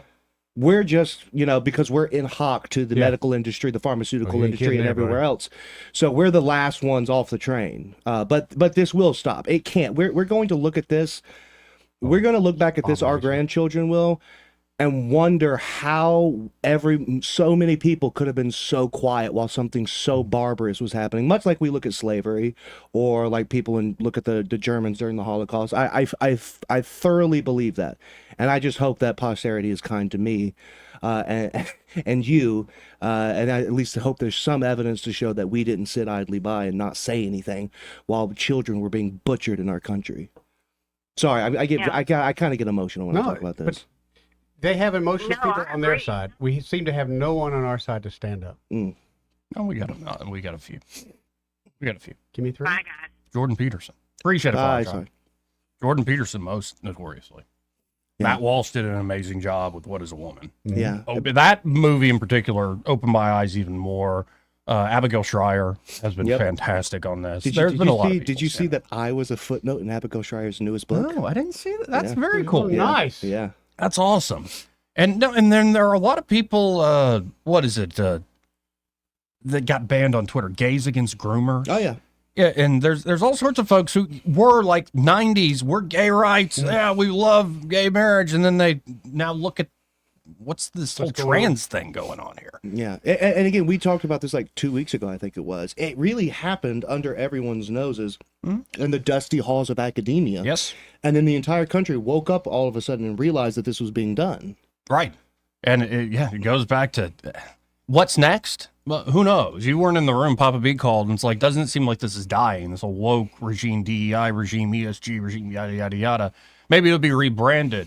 The point I made to him is, I'm sure there are a lot of very good conservatives who thought, yep, we got Ronald Reagan elected governor of California. We've saved our state.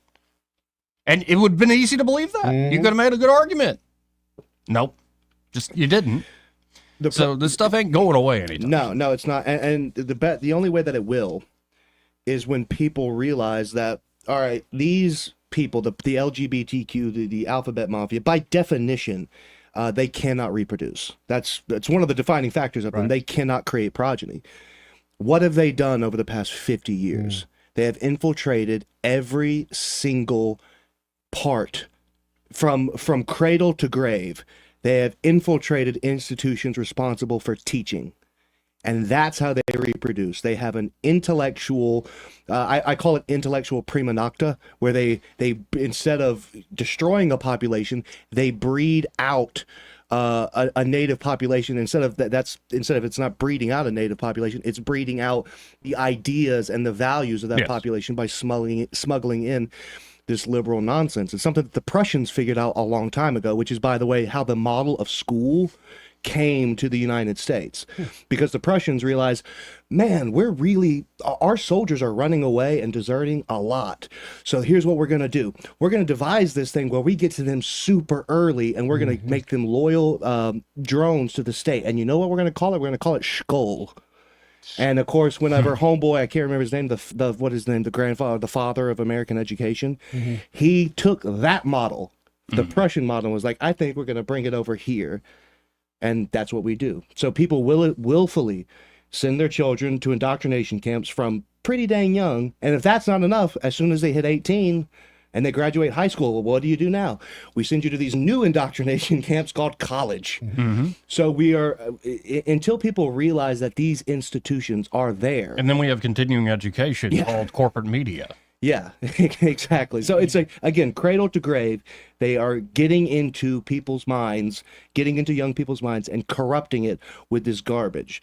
And it's unthinking. It's not like they're teaching them compelling arguments, because you listen to them do these arguments. There's nothing. They have nothing. All they have is the indoctrination. They don't have substance.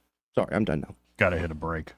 We'll be right back. Want to carry News Talk in your pocket?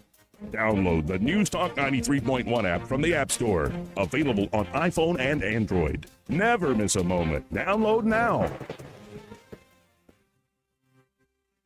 No one wants to wait on service for an overhead door. With 20 years in the industry, you now have access to the best with All Access Overhead Door. All Access Overhead Doors offers prompt professional service at affordable prices on all service and new garage doors for residential and commercial locations. All Access Overhead Doors serves the river region and can take care of whatever you need when it comes to your overhead door. Remember, you have access to the best. All Access Overhead Door. Call and schedule an appointment today. 320-2440. And like them on Facebook. They sell the best and service the rest.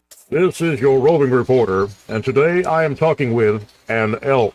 Hey man. Mr. Elk, I was just wondering, what do elk do to take care of their money? Well, like most smart folks, we call David Erdit. You mean Alabama's most favorite asset preservationist? That's him, man. We call him up at 334-279-7431 or 205-479-0839. I see. Yes, he is our preferred money man. The money man with the money plan. You've been paying attention. Well, could you give us those numbers one more time? 334-279-7431 or 205-479-0839. And I just want to try to give you a heads up, man. Oh, what's that? I'm not an elk. Not an elk, huh? Well, then, pray tell, what are you? Knights of Columbus.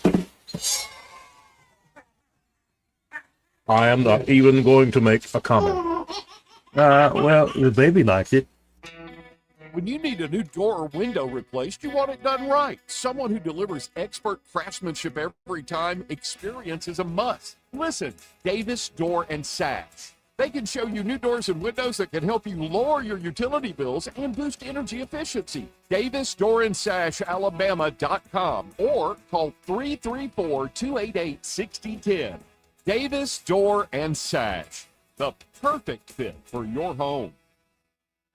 This hour of news and views is brought to you by our good friends at Alabama Home Mortgage. Alabama Home Mortgage, 567-4223. Visit them on the web at myalabamahomemortgage.com. NMLS number 1586368. An equal housing lender. Live, local talk. The River Region's most trusted voice for news and opinion. News Talk 93.1 FM WACV. Joey Clark. Welcome back. Let's go right to the phones and talk to Michael Cohen from Cohen's Electronics and Appliances. Hey, Michael. How you doing today? Hey, I'm doing great. How are y'all? Oh, we're all right. Looking forward to the weekend. So what's the score there today, Cohen? 35-12. Ooh. It's the customers have come in. They've been great. We got a couple of things that we need to get taken care of for some customers. Got a nice gentleman in here that we did some work for, and we're going to try to sneak into his son's house and try to see what his son needs, television and surround wise. Cool. So yeah, it's been good. We got to be thankful. Well, beautiful. And folks, 'tis the season to go. I would suggest go get a brand new TV. Mm-hmm. Yeah, tis the season. I'm very happy with my TV from Cohen's, and I'm even more happy with the service y'all provided even since that time. It really is just what makes the difference, that service aspect. That's right. Hey, let me tell you this. This is kind of comical to me. I had a man come in here the other day. You know, we had these AVCon camera systems on sale, mm-hmm. and I think I'm down to one for $299. Comes with 6 cameras and a DVR. So this man comes in and he says, I just need the model number. I'm not going to buy it. I need the model number. I was like, okay. And he says, I said, do you want to know anything about it? He says, no, I just need the model number. My son sells these, and he can't figure out how you're selling them so cheap. and I was like, well, anybody can sell them cheap. It's just, you know, how much money do you want to make, right. or how much do you not want to make? Right. Yeah, what's your profit margin? you know, we're geniuses when we can give stuff away. but anyway, that to me, I mean, you know, there's everything that we sell, we should be within pennies of any of our big box competitors or even Amazon. But then there's certain things that we've got where we've got them and we're just trying to blow them out. And those are typically at stupid prices that none of our competitors even want to roll around in that mud. Mm-hmm. You know, they just want us to sell it and get it gone so they don't have to face it again. Right. Well, folks, if y'all want to check out Cohen's Electronics and Appliances, you can always go online to thinkcohens.com and kind of shop from home. But if you're going to buy one of those big appliances, big brand new TV, maybe a camera system, brand new grill, you want to go see it in person. So stop by the Boulevard there. 2515 Eastern Boulevard is where Cohen's is located. They're open 9 to 6 Monday through Friday, 9 to 4 on Saturdays. And when you stop by, be sure to find Michael and be like, hey, I heard you on that radio show with Joey and Eddie. Yeah, and they got to come in on a certain day so that we can be with the Eddie guy. I'll send you my schedule. Thank you, Eddie. Appreciate it, Michael. Have a great weekend. All right, y'all have a great weekend. See you, Michael. Take care. Well, got to hit this top of the hour break. I love that guy. Me too. I need to hit him up. My TV's still broken from like a from year your kid? ago, and my kid broke it. Thanks, Biden economy. I can't afford a new TV. They should have some pretty good stuff on sale. Yeah. Dude, I didn't realize until I started looking recently. It's like flat screen TVs are relatively inexpensive compared to like You get a 5, 6 years ago. 65, 75 incher for a pretty good price. Also a lot lighter than they used to be. I'm going to hit you up, Michael Cohen. I promise. Y'all, let's stay tuned. Final hour here on a Friday coming up. Broadcasting from the Riverside Chevrolet Master Control Center, this is WACV Cusada, News Talk 93.1 FM. When it's Chevy, it's Riverside. With SRN News, I'm John Scott. A federal appeals court panel on Friday upheld a law that could lead to a ban on TikTok. The U.S. Court of Appeals for the District of Columbia Circuit ruled that the law, which requires TikTok to break ties with its China-based parent company ByteDance or be banned by mid-January, is constitutional. Taiwanese President Lai Ching-te has called on China to open its arms rather than raise its fist as he wraps up his first overseas tour since taking office in May. The trip, which included U.S. stops in Hawaii and Guam, took him into the heart of a maritime region where China is jockeying with the United States and its allies for influence and control. The Dow dropping 92 points. The Nasdaq is up 140. This is SRN News. If you're driving a car or truck with an expired warranty and suddenly lost your transmission or needed a full engine repair, would a $4,000 repair bill leave you stranded? I'm Danica Patrick. Don't get caught off guard with a vehicle breakdown. Choose the company I trust, Endurance. No matter the mileage, if your vehicle is less than 20 years old, Endurance offers auto protection plans for any budget. Protection on the drivetrain, electrical, transmission, AC, and more. Plus 24/7 roadside assistance and rental car reimbursement on any plan. Endurance handles everything from making the claim to paying the certified mechanic of your choice. Act now and get 1 full year of elite benefits. A $2,000 value, free. Endurance has paid hundreds of millions in claims. Call for your fast free quote today. Call 800-298-9534. That's 800-298-9534. 800-298-9534. Rich Thomas Weather, a service of H&H Carpets, in stock specials on waterproof luxury vinyl plank and engineered hardwood flooring at blowout sale prices. H&H Carpet, across from Walmart on the Atlanta Highway. Hi, everybody. Arctic air is no fun, and today is one of those days you want to dress in layers because it's going to be brisk all day, winds gusting perhaps as high as 20 miles per hour, with a high temperature only up to 49. Wow. So sunshine today, mostly clear tonight. We're headed back to the 20s, overnight low temperature down to about 26. Saturday, not quite as cold, but still below normal with a high temperature up to about 56, mostly sunny skies. Clouds increase a little warmer on Sunday with a high temperature up to about 64, and then a potentially significant rainfall event beginning Sunday night into Monday, possibly lasting even into Tuesday, with rainfall amounts locally heavy. From the Blue Water Weather Center, this is Rich Thomas.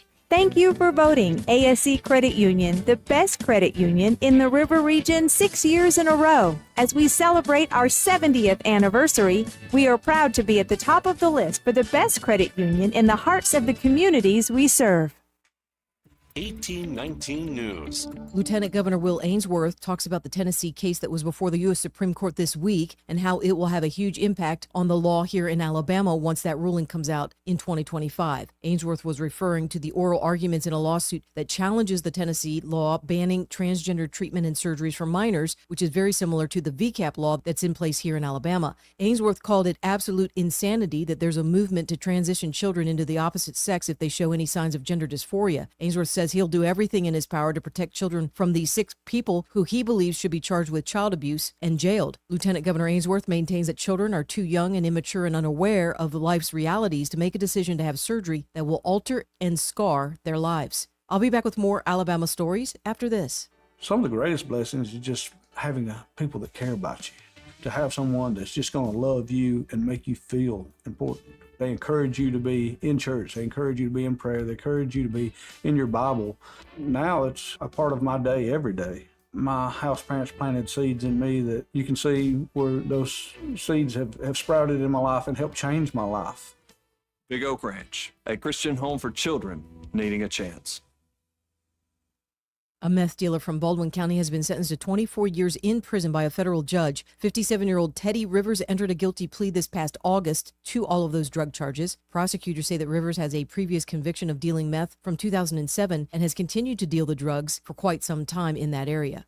And the Miles College Marching Band will be part of a competition that is hosted by ESPN. The Band of the Year Championship Tournament will be held this coming December 13th in Atlanta. The Miles College Purple Marching Machine is ranked as the number 2 band for historically black colleges and universities.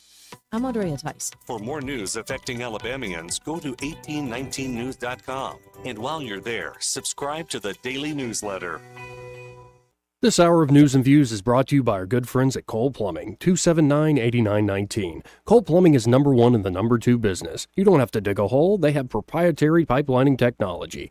Ask them about their tankless water heaters. Remember, when you have trouble with your bowl, call on Cole. Now you can add the power of digital advertising to the number 1 reach of radio. Let Blue Water's 20 years of local advertising and marketing success show you how. Grow your business with a complete suite of digital solutions, combined with the reach of the most listened to radio group in the River region. Call us or go to BlueWaterBroadcasting.com to find out how we can increase your return on investment. Blue Water Broadcasting, local folks helping local business. For more information, send an email to digital@BlueWaterBroadcasting.com. What's your biggest investment? More than likely, it's your home. So treat it that way when you hire a painting contractor. With PBS Painting, there are no gimmicks, no $99 specials. Just quality painting and someone who treats your home with the same respect that you do. At PBS Painting, we have been painting for years and look forward to many more years to come. With PBS Painting, the job gets prepped properly, whether it's cleaning, scraping, or priming. We always use quality products, which is a must for a quality paint job. So if you're looking for a painter that doesn't need upfront money and is on the job at all times, then please give me a call. Scott Bowers and PBS Painting, 294-5122. That's PBS Painting, 294-5122. Look at some of our work on Facebook at PBS Painting Montgomery. The views and opinions of the following program are solely those of the host and other contributors. These do not necessarily represent those of Liberty Acquisitions 825, Blue Water Broadcasting, its management, staff, or any advertisers.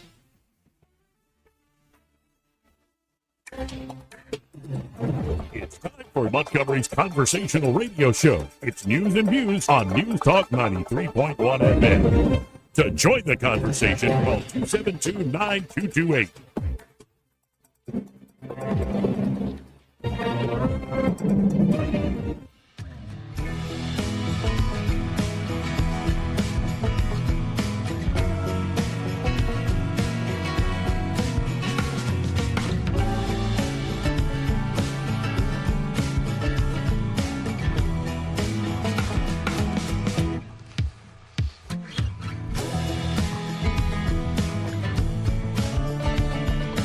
Joey Clark. Welcome back. The off-air stories are better than the on-air stories, but sometimes you just I don't think folks are ready. I don't think they are, Joey. I would hope they could become ready at some point in some way. Just tell all the war stories. There's a few that have a statute of limitations. Yeah, I'm pretty sure. right. Let's go to Sparky. Hey, Sparky, how you doing? I'm good. So I heard before that if a person wanted to have the operation of sex change, they would do it because they would commit suicide if they didn't get it. Is that right? Is that what I heard? Yes, if you don't give gender-affirming care, that'll happen. Well, what happens when these people come to their senses and find out what they've done? Wouldn't that make them want to kill themselves too? Well, that's why they had to admit in front of the Supreme Court yesterday. The advocates for these surgeries, they had to admit that there is no difference in suicidal ideation, which is the impulse to commit suicide. There is no difference pre or post these surgical or medical interventions. Wow. It's just a lie. It's And a that's not the whole lie. lie. Yeah. And they're nuts anyway. You got to be nuts to want to change your sex.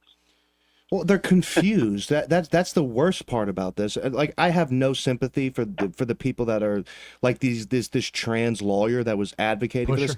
I have no sympathy for you. As far if I heard that you were hit by a bus, I would rejoice. But who I have a tremendous amount of sympathy for are the children and even many of the parents of these children who have been guilted, brainwashed, or otherwise into accepting this as a necessity for your survival. So those people certainly deserve your sympathy. But the people that are profiteering and gaining a significant amount of money for pushing and providing these things, these people deserve something resembling a noose or a guillotine. I'm indifferent to the method of dispatch, but they need to go. Okay, Joey, you're Donald Trump. Yeah. And I'm Joe Biden. Okay. Donald, would you like me to pardon you? Wait, you're gonna pardon me, Joe? You're gonna pardon me? I don't need a pardon. That's exactly where it is. He could give a crap about a pardon. And he knows it was all crap anyway. Who's the big man, Joe? Who? The big guy? Well, I still love how Trump got that wrong in the 2020 debate. Instead of saying who's the big guy, he kept going, who's the big man? Who's the big man, Joe? And it's just like, what are you talking about? It's so great that he got reelected. I just hope they don't ice him out before he gets to do a lot of good for the country. Yeah, this transition can't happen soon enough. Yep. Keep up the good work, fellas. Appreciate it, Sparky. Wow, look, Bitcoin now at a $2 trillion market cap. Ooh-wee. All right. I love it. Wouldn't it be so funny, by the way? You just said something just now, by the way. You said this transition can't happen quick enough. Since Joe Biden is apparently in the F it all stage of his of his presidency, what if he announced that he was a transgender woman and he became the first female president? Yeah, that would I would rather him do it than the other suggestion of give it to Kamala real quick. No, he hates her guts. He's not going to do you. that. He hates her guts. Right. It'd be funny if he dies on the 21st. January. What do they do? Oh, I can now rest. Well, seriously though, what if he dies like the day before Trump's inauguration? Like, what happens? I don't know. That's a crazy scenario, and Well, we've had conspiracy enough theories crazy come out. That's for sure. Well, What? and go ahead. No, I'm saying, what do you think? Sort of a subject change, but what do you think J6 is going to look like? The new J6. Do you think there's going to be protests, riots? Yeah, maybe. Yeah. Yeah, I don't think you're gonna. Again, I don't think you'll get the exact replay of the story. They'll have something up their sleeve though, and often it's the equivalent of. I can really see this coming. It's the adult political equivalent of kids going, "I'm not touching you. I'm not touching you." Like, yes, I'm spitting in your face and I'm putting my hand like a centimeter away from your nose, but I'm not touching you. And they're just waiting. And as soon as the other brother fights back, say, he hit me. Oh, that's exactly what's coming. Guess which one I was, Joey. Yeah. The one who hit? Yep. You have no idea how actually afraid I am of that. Because I've had something similar with like some obnoxious fatty like throwing stuff at me at an event or yelling and screaming at me, whatever. But I'm legitimately afraid of someone doing that, of like invading my personal space, because there's a rule. Like you don't get here. Arm's You don't length, get baby. here. You do not. I have a lifetime of unfortunate reflexes, and I really don't want to get sued. So it's like I don't know what the thing is there, but you see these people. I've seen them at the Capitol, at the Montgomery Capitol. They just vile. They scream and yell. It's like, man, you really haven't been clocked like one good time. Thank you. Yeah, and it's just we'll see. But I think that's part of what the idea is. It's going to be try to lock up everything in the courts. That'll be your white collar approach, and then your sort of approach in the streets will be a whole other thing. You got to wonder how many of these localities are going to tolerate it though at this time around. I think a lot of them are sick of it.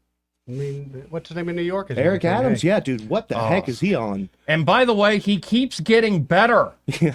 You know how much, like, I'm sure you've seen my articles, Craig. How much I'm on this Bitcoin kick? Like, come on, Alabama, get on top of it. Montgomery, I haven't even talked to y'all. I should have brought it up with Szymanski. I'll bring it up with the mayor to his face. We need a Bitcoin reserve here in Montgomery. Like story forthcoming. Oh, yeah, nice, cool. I'm excited now. But it's not just Republicans or libertarians. It's like you're getting folks that are saying, "Well, told you so." This is Eric Adams just the other day. We were a country and a city that led the globe in innovation. And look at us now. It's time for a change. And I've said this for years, and I'm happy that Elon is going to be part of those who are moving that change forward. We should not be afraid of Bitcoin. Remember y'all laughed at me when I first got my Bitcoin? Who's laughing now? Go look at my Bitcoin now. Y'all all mock me. You're taking your first 3 paychecks in Bitcoin? What's wrong with you? Now you wish you would have done it. So I am happy that we're having people who are willing to think outside the box to do the things we need to do. Why are we afraid of AI? We shouldn't be afraid of AI. China's not afraid of AI. We have been holding back. This has been a racehorse that wanted to run at its right pace, and we've been holding back that racehorse out of fear of being canceled. Beautiful. Is it just number one? Is it me or does he have extra teeth? I think they're just pearly white. Oh, man. okay. Well, I mean, but what is this shift? Is it really just sucking up to whoever's sitting in D.C.? Like, what is it? No, and I think it's because they went after him. And the very folks that he was probably being nice with turned on him, and he's like, "Screw this! I still got a bully pulpit here in New York City. Yep. I'm gonna." Trump loves some New York. No, and I think there's a lot of younger Democrats who probably feel exactly like this guy. They're like we've served kind of the National Party. Like they genuinely believe in a lot of the principles and values, but they're not dummies either. They want to see innovation. They want to, they're still Americans at the end of the day. And that's what I hope. That would be the best makeover for the Democratic Party is you find the worst parts of the GOP that's not salacious. It's more like, no, this is what we need to do. It's sort of a nice, that's the reason you would have a two-party system is they're counterbalance one another. Yeah. And we'll see. Yeah. It should be. It's fun though to see a Democratic mayor of New York City saying, "Well, who's laughing now about my Bitcoin?" Oh, I think that's hysterical. I took my first 3 paychecks in Bitcoin. Who's laughing now? Well, it depends on when he took those paychecks because he might be laughing a whole lot. Yeah. Yeah. Because what was it, Andrew Sorrell? We were talking with him the other day, and he was like, "Yeah, my boss was trying to tell me, however many years ago it was, like he told me to buy Bitcoin when it was like $100 a pop or something like that." I was just like, "Ooh." I saw a story yesterday. They were actually covering it from a Bitcoin bar in New York. Yeah. I had never even. I thought Trump it was a visited gag, but it was a Bitcoin bar. Trump visited it and bought stuff Is that with right? Bitcoin. I knew. I heard that part of the story. Now they said they were just literally about to go out of business, but Trump paid them a visit, and now people come there. I mean, they had 30, 40 people in there last night. Mm-hmm. You know what infuriates me is that the feds have so much Bitcoin that they have confiscated through asset seizures. Mm-hmm. Craig, I didn't even think about that. So mad. Like Ross Ulbricht, they got a lot from Ross Ulbricht. I didn't even think about that. And I think I read that it's like several $1 billion worth of Bitcoin that the feds have through asset seizures right now. Yeah, no, Trump talked about it at that Bitcoin conference speech, saying essentially the U.S. government holds 1% of the total ever supply of Bitcoin. And I think Trump said, but the U.S. government has broken the one rule about Bitcoin. Never sell your Bitcoin. You don't sell it. We're not going to sell it under my administration. And then when he said we're going to do a strategic stockpile, which is what Cynthia Lummis of Wyoming has been really pushing, I think that bodes well. Pennsylvania now looking into a Bitcoin reserve. Many other nations around the world, cities will be looking into it. It's time to jump in on this. I think it could, whoever jumps in at the right time, and it's still very early, you could do a lot of great things for a business, for a household, or for a city, a state, a nation. If you actually invest in this, what I think is the future of money.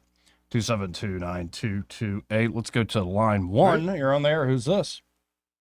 Hey, this is Scott out here in Pine Level. Hey, Scott. Hey, I got a question for Joey. I see all of you.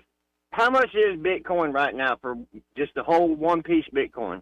I can check that. Spot 101,000, I think. 101,720. Yeah. All right. Say I was to send them that total amount. Would they send me one of those pieces of Bitcoin so I can hold it in my hand? No. No, that's not how it works. It's digital Well, currency. why not? I paid for it. It's digital currency.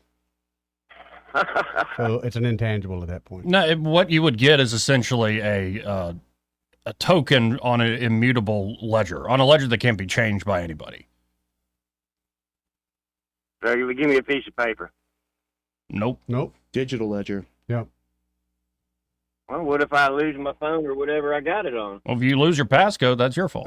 Yep. There's been several of them out there. Get a cold wallet and write down your passcode. Yeah, there's different ways you could do it. You could hold it with a custodian, like a Kraken or a Coinbase, or you could buy it, say on Coinbase, and then put it in what they have. They call it cold storage, and they have these pretty fancy wallets now that are physical things you can hold in your hand that have like passkey creators and stuff, to where if you want to physically hold something, that would be the way you would physically hold that Bitcoin. All right, well, I got another question then. What is Bitcoin actually made out of? What kind of metal? Or is it? It's not. It's not. You talk about when they mine it, they mine this stuff, right? Yeah, that's the vernacular they use, but it's more like using computers to solve a very difficult math problem to get the Bitcoin as a reward. And by doing that, it secures that ledger, and there you go. Pretty ingenious stuff. It's not gold, but there are disadvantages to gold as well. Yeah. Well, I got a bunch of that, so. Well, not Where a is bunch, it? But I got. Do you keep yours? Where is it? Do you keep it physically? Because a lot of places I hear, they're offering people to buy gold, but you're just getting a certificate. They're kind of holding the gold. If I'm buying gold, I want to hold my gold. I got this.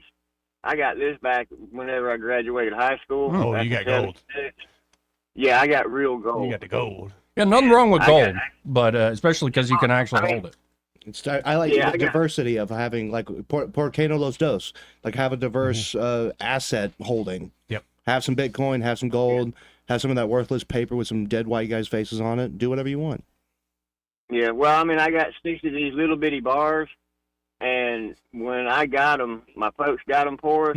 Every one of them, when we graduated, our folks got them, 6 of them each. And I'm the only one still got mine. But of course, they're in a fire safe right now, all locked up. What's the I forget code? how much. Yeah. Where's it at? Then, you dig it up. But no, I mean it's worth like 500-600 times more than what it was when my folks bought them for me. So it's beautiful. That's what I like gold about. That's great. Yeah. Isn't it weird that Huh? that gold is like so universally valued across societies? It's like it's bizarre. Well, because they don't make much more of it. You might mine it, but it doesn't affect the total stock of all gold ever found that much. But it's kind of like the dragon conversation we were having. It's like all these cultures that never met one another or had any communication. They all had gold pretty much at the center of its currency. Because until Bitcoin, gold was the hardest, soundest form of money. I think Bitcoin is even sounder and harder. I agree. Well, before that, salt was. So, yeah. But anyway, that's all I needed to know. Appreciate it, man. Keep up the good work. 272-9228. And I think also what's going to happen in Bitcoin is how many folks who use the internet, which is like, I think everybody in this room and most people listening, actually understand the underlying protocols of how the internet operates. I hit this button, says the Google. Right. And I used to hear this really loud noise, really annoying, but they fixed that. Right. So now when I hit the Google, I go to the world, Joe. Right, but it's changed the world still. Oh, the vast majority of people, let's call it 95% of people, if not more, don't understand how the internet actually works because you're not a technician in that world. Right. You're not a theorist in that world, whatever. That's not going to be most people, but it has changed your life fundamentally. Yes. You use it all the time. Several times a day. And I have a feeling this is what's going to happen. I think Bitcoin is the foundation, or as I say, base layer or cornerstone of a new financial order, a new monetary order, which means it's going to go up a lot more than where it currently stands. And that might take time. That might take a decade. I suspect, though, it's going to happen pretty quick, though. Might be surprised. It's exciting times. 272-9228 if you want to get in on the conversation. That's 334-272-9228.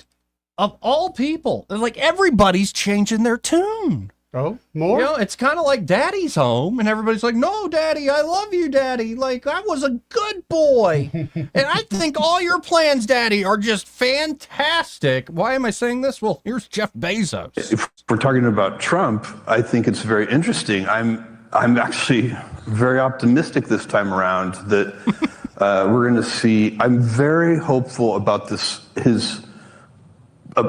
He seems to have a lot of energy around reducing regulation. And my point of view, if I can help him do that, I'm going to help him, because we do have too much regulation in this country. This country is so set up to grow. By the way, all of our problems, all of our economic problems, like if you look at the deficit, and I mean, you know, the debt, the national debt, and how gigantic it is as a portion of GDP, these are real problems, and they're real long-term problems. And the way you get out of them is by outgrowing them. You're going to solve the problem of the national debt by making it a smaller percentage of GDP, not by shrinking the national debt, but by growing the GDP. You have to grow the denominator. And that means you have to grow GDP at, 3, 4, 5% a year. And, let the national debt grow slower than that. Wait, like, who is this guy? Yeah. It's like that movie Face Off. Like, who? Face Off. Yeah. So you got Eric Adams saying this stuff. You got Bezos, who I'm sure did not give money to Trump. Who knows, though? Like, you got Tim Cook of Apple calling up Trump, being like, what can we do? Zuckerberg. I think there are a lot of folks that played ball with the old regime who are not part of the old regime. They were the giants in the latest, say, economic boom in tech that the federal government, and in particular, more the Democratic Party, got their hooks in. And they're like, crap, I guess we got to play ball with these people if they're the ones in charge. We don't want to be on the wrong side of them. But now that Trump beat them, all these folks are like, well, we can say things we actually think. Which is, at the end of the day, we're still capitalists, damn it. And set us free, let us grow. I think it's a good idea. Of course, there are more establishment voices, say Republican establishment voices that aren't bad people, but it's just, this is like the voice of power, the voice of loser republicanism still around. And I'm looking and thinking of this because of an op-ed, Peggy Noonan. Y'all know that name, right? Yeah. I think she was a speechwriter for Reagan for a while, all this stuff. She's a fantastic writer. But she talks about in her article a bipartisan slippage in standards. And at one point is talking about the pardon of Hunter Biden by Joe Biden.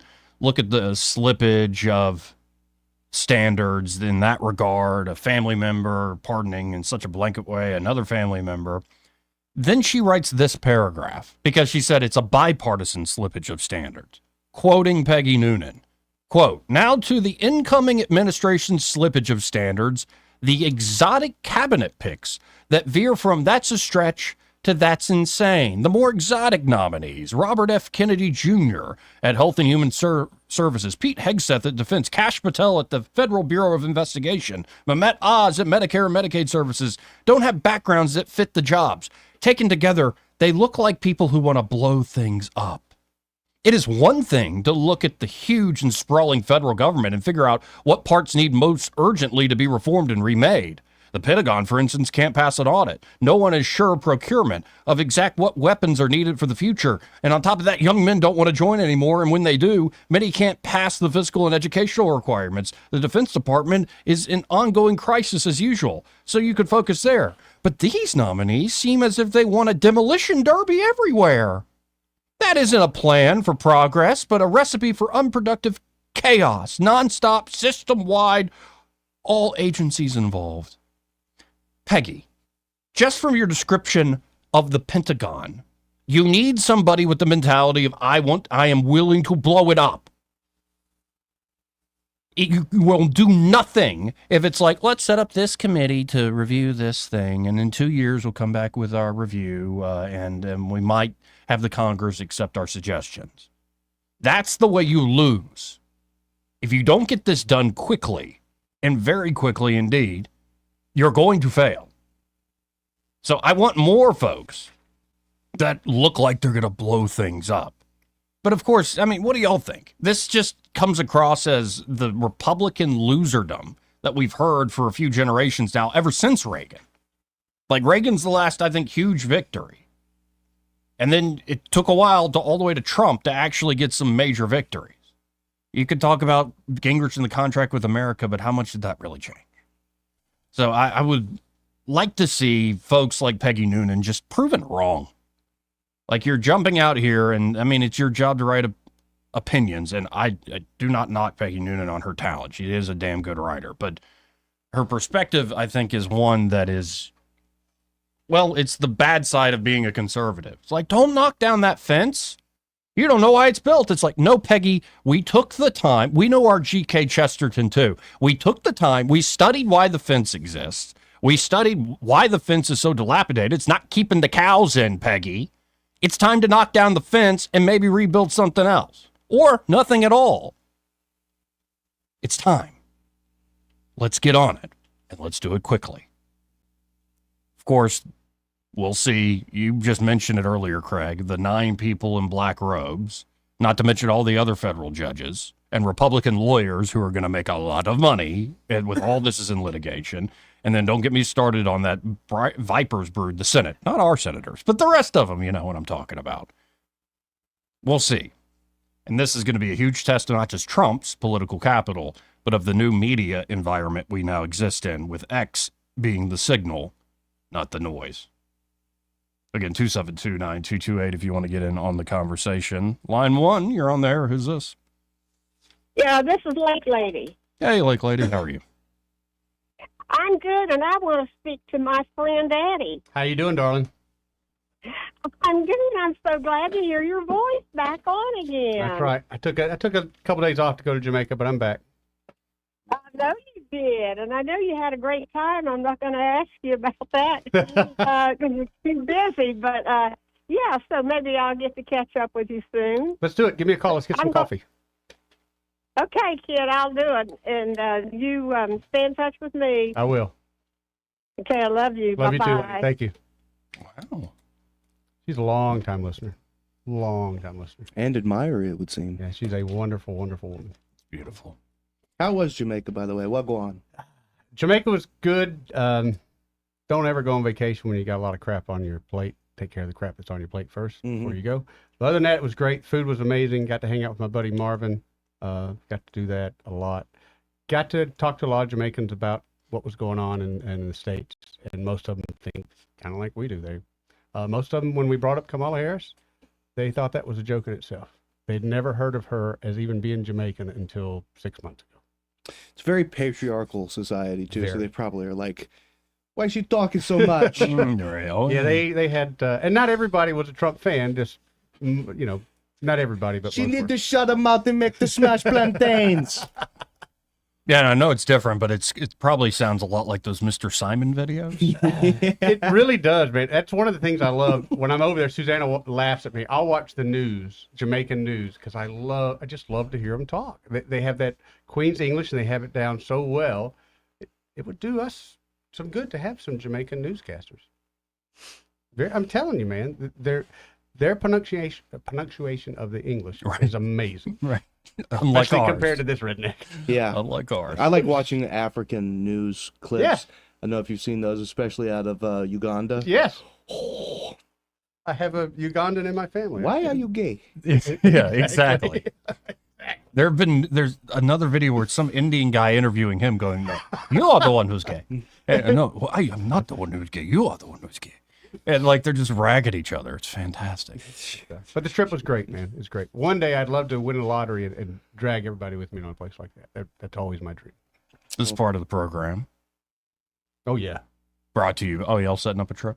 I'm saying if that day ever comes, don't forget your boy. No, never. Well, this is part of the program. Brought to you by Montgomery Men's Health. And you know what they do, Eddie? Yes, I do. Really? Yep. Yeah, they help fellas out who are feeling all the symptoms of low testosterone. That's exactly right, Joey. Just get by there. It's a quick blood draw, folks. Testosterone Focus test, only $99. And they'll see you the same day you call.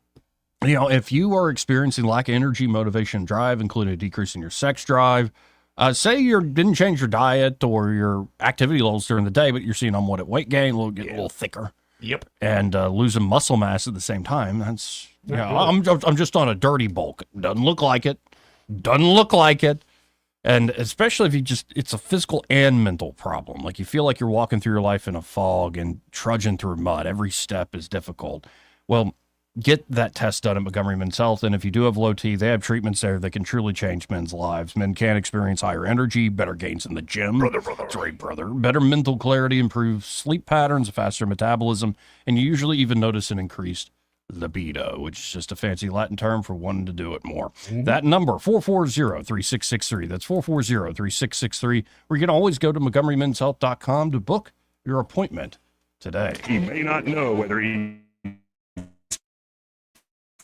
coming or going, but whether you're going to work or coming home, Greg Budell is there. Mornings 6 till 9 and afternoons 3 till 6. Only on News Talk 93.1 FM WACB. Don't you love the feeling of coming home to a clean house? Let Southern Bell's Cleaning Service get your home in order. Families in the River Region trust Southern Bells because they know Callan and Jesse will show up on time and believe in cleaning the old-fashioned way. They bring all their own supplies and specialize in full-service, residential, commercial, vacant properties, and construction cleanup. Estimates are always free. Call Southern Bells today at 546-0715 or follow them on Facebook at Southern Bells Cleaning River Region.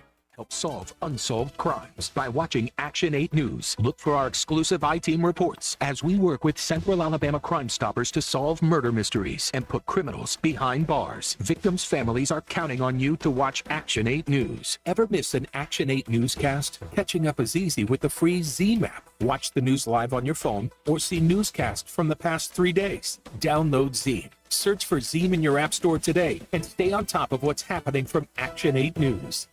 For too long, Alabama's statewide news companies have shamed us for our conservative Christian values. Alabama deserves a news company that cherishes our culture, a company that isn't bought and paid for by the powers that be.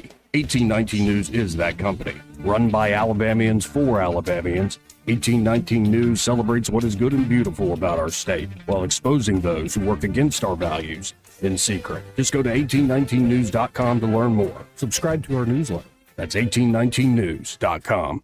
This hour of News and Views is brought to you by our good friends at Cole Plumbing, 279-8919. Cole Plumbing is number one in the number two business. You don't have to dig a hole. They have proprietary pipelining technology. Ask them about their tankless water heaters. Remember, when you have trouble with your bowl, call on Cole. Hey there, I'm Kim Williams with Alabama Home Mortgage. Our partnership with Blue Water Broadcasting has reached thousands of listeners in the River region. People listen, people call. Now there's mortgage savings for us all. Radio works. It's as simple as that. Call us to find out how radio can work for your business. Blue Water Broadcasting. Local folks helping local business. Rich Thomas Weather, a service of H&H Carpets in stock specials on waterproof luxury vinyl plank and engineered hardwood flooring at blowout sale prices. H&H Carpet across from Walmart on the Atlanta Highway. Hi, everybody. Arctic air is no fun, and today is one of those days you want to dress in layers because it's going to be brisk all day, winds gusting perhaps as high as 20 miles per hour with a high temperature only up to 49. Wow. So sunshine today, mostly clear tonight. We're headed back to the 20s, overnight low temperature down to about 26. Saturday, not quite as cold, but still below normal with a high temperature up to about 56, mostly sunny skies. Clouds increase a little warmer on Sunday with a high temperature up to about 64, and then a potentially significant rainfall event beginning Sunday night into Monday, possibly lasting even into Tuesday, with rainfall amounts locally heavy. From the Blue Water Weather Center, this is Rich Thomas. Whether you're buying a home or auto or consolidating debt, CB&S Bank's personal loans get you where you need to go. Go to cbsbank.com to find a location near you or apply online today. All loans subject to credit approval, member FDIC, and equal housing lender. The River Region's News Talk Station. News Talk 93.1. WACV. News Talk 93.1.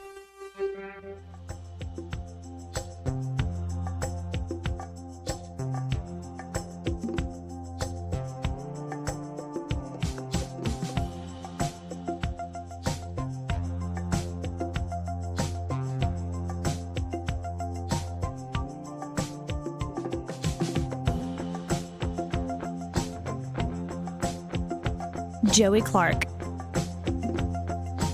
Welcome back to News and Views in the Afternooners. We're calling this thing online Joey Clark Live. You can always watch on YouTube. You don't have to watch live, even. You can watch Joey Clark Live after the fact. A lot of folks do. Stays up there on YouTube. Yeah, there's like a solid 100 of y'all that watch every freaking minute of this every night, and I love you. Yep.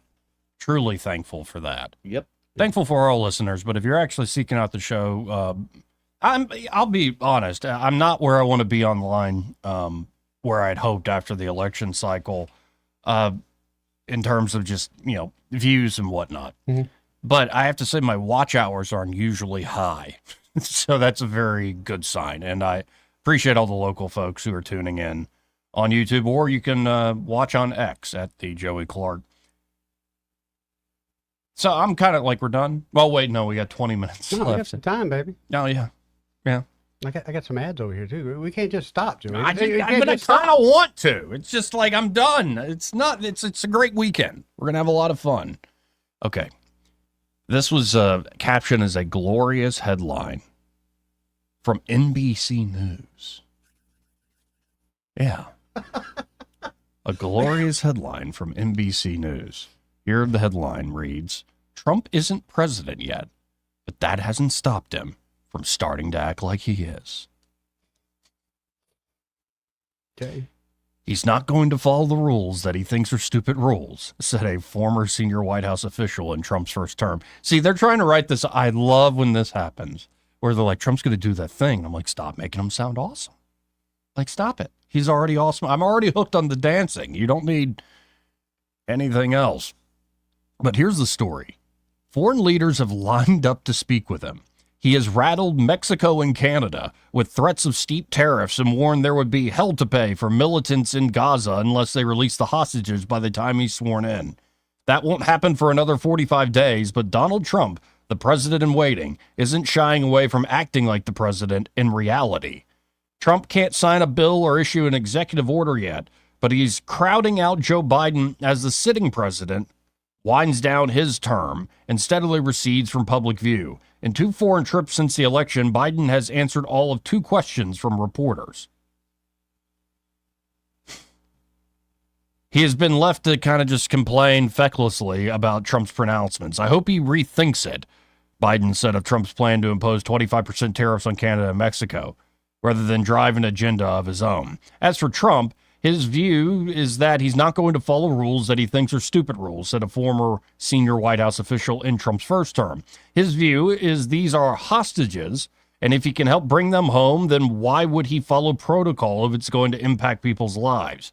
At this point, Trump is already basically running things, and he's not even president yet. The person who used to work for Trump added. Well, isn't that a sign of, like, actual leadership? I thought so. You're getting ready? Well, it's not. It's basic Machiavelli. It's not titles that honor men, but men who honor titles. Right. It's like you could throw the championship belt on. You could throw the strap on, brother. Doesn't mean people are going to show up to watch you wrestle. Right. But if there's word that the champ's coming back, the champ is coming back, that's just a sign. You don't even need the frickin' belt. You don't need the title. It's stuff like that where I hope he rethinks that on the 25% tariffs. I'm like, I don't like tariffs. I think they're a tax. But I've also learned that Trump just means that as a threat. Right. He means that as, honey, Trudeau, I'm going to call you honey for the next 4 years. Honey, you need to come to Mar-a-Lago. We need to work this out. Yep. President Scheinbaum, strong Mexican name. Mm-hmm. I talked to President Scheinbaum, come to Mar-a-Lago. I love that he brought Trudeau. I love that. It's so good. 51st state. Yeah. If you can't handle it, maybe we'll make you the 51st state. But it's the sort of energy that I'd love to see. And yes, this weekend, Trump will join French President Emmanuel Macron in Paris for the reopening of Notre Dame Cathedral 5 years after it was devastated by fire. Biden was invited but opted not to attend. Trump's return to the world stage after a 4-year hiatus, coupled with news about his hires, have overshadowed Biden's trip to sub-Saharan Africa. Oh, really? You want to do ayahuasca? That's not the right place. Joe, we meant that you need to go to Dude, Peru. Joe, come on. I don't know. He just go to the jungle. He assumes there's ayahuasca there. Goodness gracious. A senior Biden administration official cited Trump's social media post warning of hell to pay unless the hostages are freed from Gaza by Inauguration Day. That message doesn't hurt the Biden administration's efforts to secure the hostages released in exchange for a ceasefire. So some of this is kind of working even to the current administration's favor. The idea that daddy will be home soon, the champ is nigh, and so... And Daddy laid it out there, told him they better be gone before I get in office. We'll see. But 45 days is quite a time. Oh, it's going to be a lot, buddy. And the most unnerving thing is this whole thing with Russia. Now, I watched a little bit of it. I just didn't have time last night. But I was watching a little bit of Tucker Carlson's interview with Foreign Minister Sergei Lavrov. And honestly, I'm like, yeah, I don't trust my politicians. I really don't trust our establishment, our deep state, and all these official people. I really don't trust Foreign Minister Lavrov. Like, just give me a break, man. Yeah. Like, and I know that I'm not dogging Tucker or anything. It's just more like listening to Lavrov speak. I'm like, man, talk about a manipulator. So it's more like I hope some sort of ceasing of the hostilities occurs quickly, because the more and more people that are chewed up in this, I don't think Ukraine's better off. I actually don't think NATO in the West is better off. That's not what conventional thinking says, but thank God we just elected a guy who tends to lean on unconventional opinions and think outside the box. So I found that headline alone, that Trump is acting like president even though he isn't president, and it's working. Well, there you go. Now, I saw this at 1819 News earlier today. Caleb Taylor wrote this one up. What's up, Caleb? Al Sharpton floats Biden pardon for Dothan half-brother pastor convicted of fraud and tax evasion. Oh, man. Al Sharpton just really won't go away, will he? Well, dude, he gets paid to do that. Yeah. I mean, come on. I got to briefly meet him in Selma. Did you? Yeah. Okay, let me ask you something, and I'm semi-serious. Mm-hmm. He looks like a bobblehead to me on TV. In real life, Okay, in real life, okay. it's 100%. Because I think he had the stomach stapling surgery. Yeah, but what happened up or I in thought here? that was work. Well, no. The thing is that I've seen, and I've seen this happen so many times, when people get that lap band surgery or whatever sort of gastro surgery that they do to make, because you can't control your eating habits, it always. I don't know what it does, but every person I've ever seen who has lost a lot of weight from that looks like a bobblehead. He just looks like a true bobblehead. He I looks thought maybe really it's just ill. TV. Yeah. No, it's not just TV, because I saw him. Of course, he walked like 10 inches with Biden at this on Edmund Pettus Bridge in Selma, and then he hopped into his Escalade and talked to people briefly, talked to his fans in the air-conditioned vehicle, because it was in the middle of July. Yes. And he was talking to people while the AC was blasting him, and I walked past him briefly and said, "Hey, how you doing, Reverend?" I tried to do my reporter thing, but it was a mob, so I had to I had to scoot out of there. But yeah, he's just a bizarre looking person. Well, here he is on. If this is the benefit of watching the stream, let's hear the suggestion he made. I guess this was on Morning Joe the other day. as bad faith as it may be. So, Rev, let's get to your take on this. We know that when Trump was leaving office, he considered blanket pardons for a lot of folks. He didn't follow through, but we certainly expect when he walks in the door, he will issue a bunch of pardons, particularly the January 6th convicts. He made that promise on the campaign trail. That was going to happen regardless. But what do you think the impact of this would be if President Biden and his team follows through with this and offers these blanket pardons? We saw what happened when he pardoned Hunter Biden. How do you think that impacts the national political conversation? How is that going to be perceived? I think it will be perceived mixed at best, and probably would get a lot of people concerned about what precedent we're setting. But let's not forget, Donald Trump not only talked about pardoning the January 6th people that were doing the insurrection, he called them hostages and had them singing as a choir at his rally. So in the background of that, I think that people will be kind of mixed in their reaction if Biden were to do this. From the civil rights community, we've been saying he ought to be pardoning people like Marilyn Mosby, who was the prosecutor in Baltimore, Jesse Jackson Jr., the congressman. Even I have a brother in Alabama who's doing civil work. Look at people, Reverend Kenny Glasgow. We're looking at people that need pardons, that have come out and done well, served the community. That ought to be the standard. And I think to forecast what people may face, I think is something that should be discussed. But I would hope he also looks at pardoning people that have maybe made a mistake, but turned around and done the right thing. That's what pardons are for. Now, I've always wanted presidents to use the pardon power a lot more than they have. Oh, yeah. I think it's kind of a cool last vestige of the idea of something like a king, but kings ain't always bad.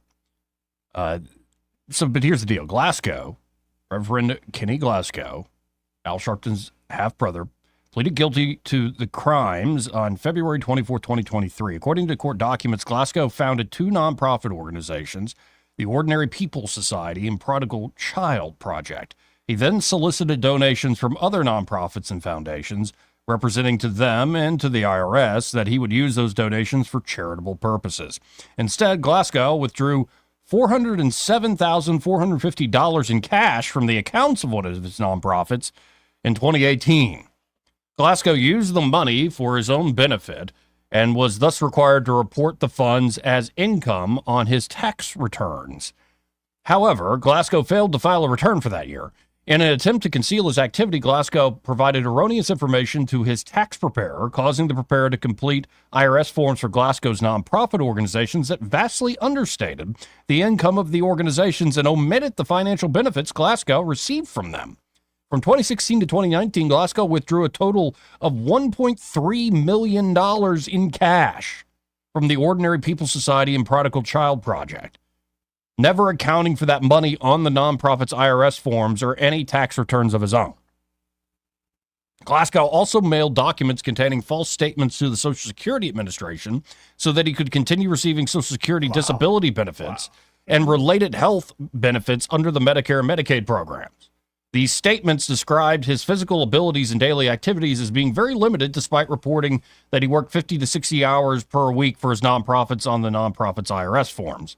In some Social Security forms, Glasgow falsely claimed that his physical limitations were so severe that he had difficulty driving and had to ride with someone. According to court records, Glasgow admitted to leasing a vehicle using funds from one of his nonprofits and listed himself as the sole and authorized driver. In addition, Glasgow received traffic citations related to approximately 27 different traffic stops between February 5th, 2015 and August 11, 2020. All the citations indicated that Glasgow was the driver. That man needs a pardon. That's all it is. That man needs a pardon right there. Especially when the crime is him serving the community. Right. And that was the front for him benefiting himself. Oh, man, my brother, he was just serving the community. Right. That's why he got in traffic tickets. He was trying to hurry up and serve them. 27 in 5 years. But I don't drive. I've been driving for like 15 years.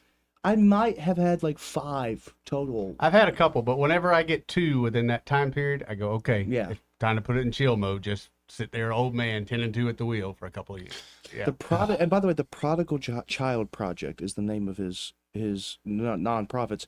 Prodigal means that you're bad with money.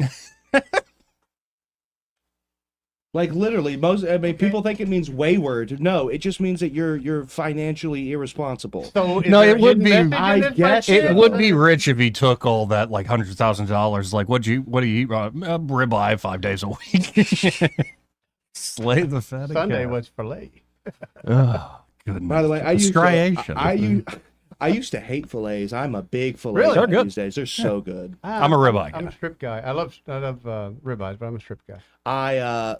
Funnily enough, when I really go all out, I'll either have a strip and a fillet, or a ribeye and a fillet together. Yeah, it's that's called good. It's called a turf and turf. Get the porterhouse, baby. Just get that big old giant thing laid out in front of you. And Yeah, but fillets, no, you have to cook them differently. Because I they like taste. them- You're right. You're exactly right. Yes. oh, so- and they just cook a little different. Yeah. Now, one, if you cook it like one and the same, one is leather, and the good one is Yeah. leather.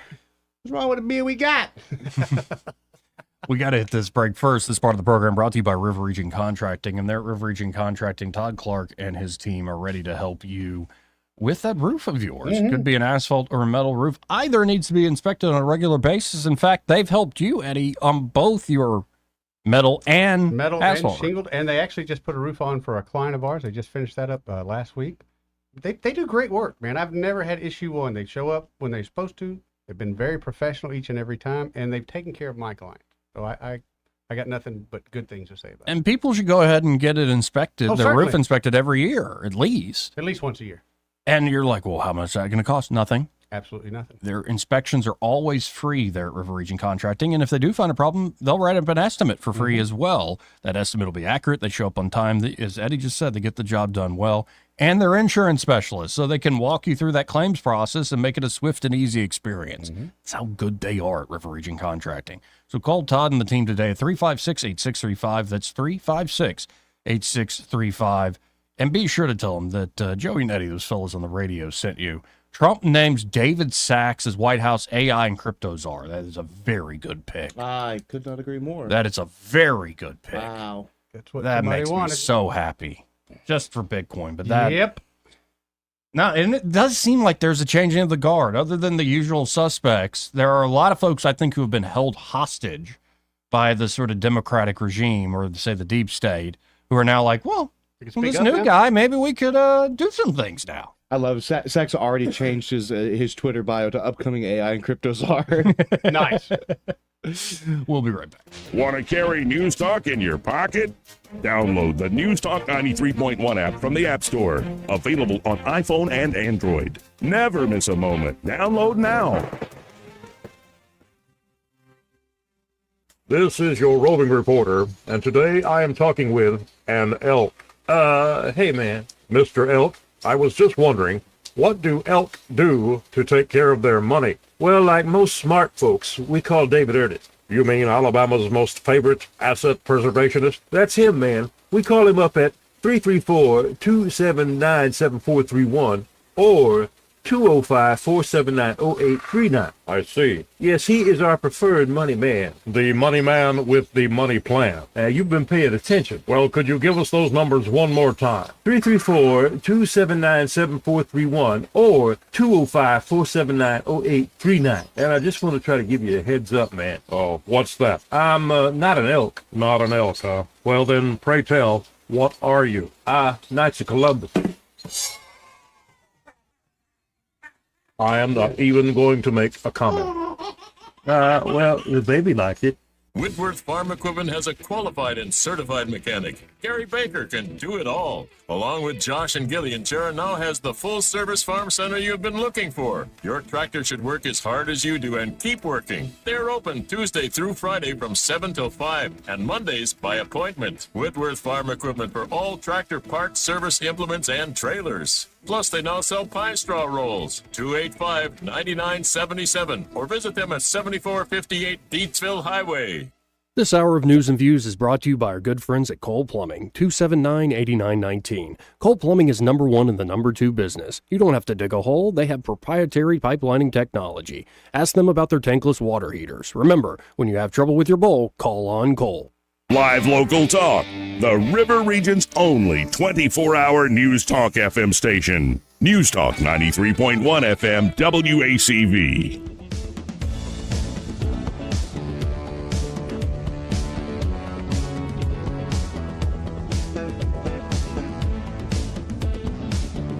Joey Clark.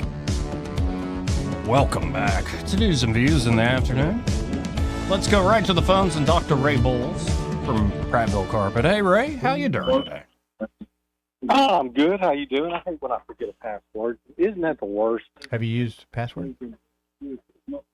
Yeah, I try to have a generic out, that's all I password. got. I'm going to be the easiest person ever to hack.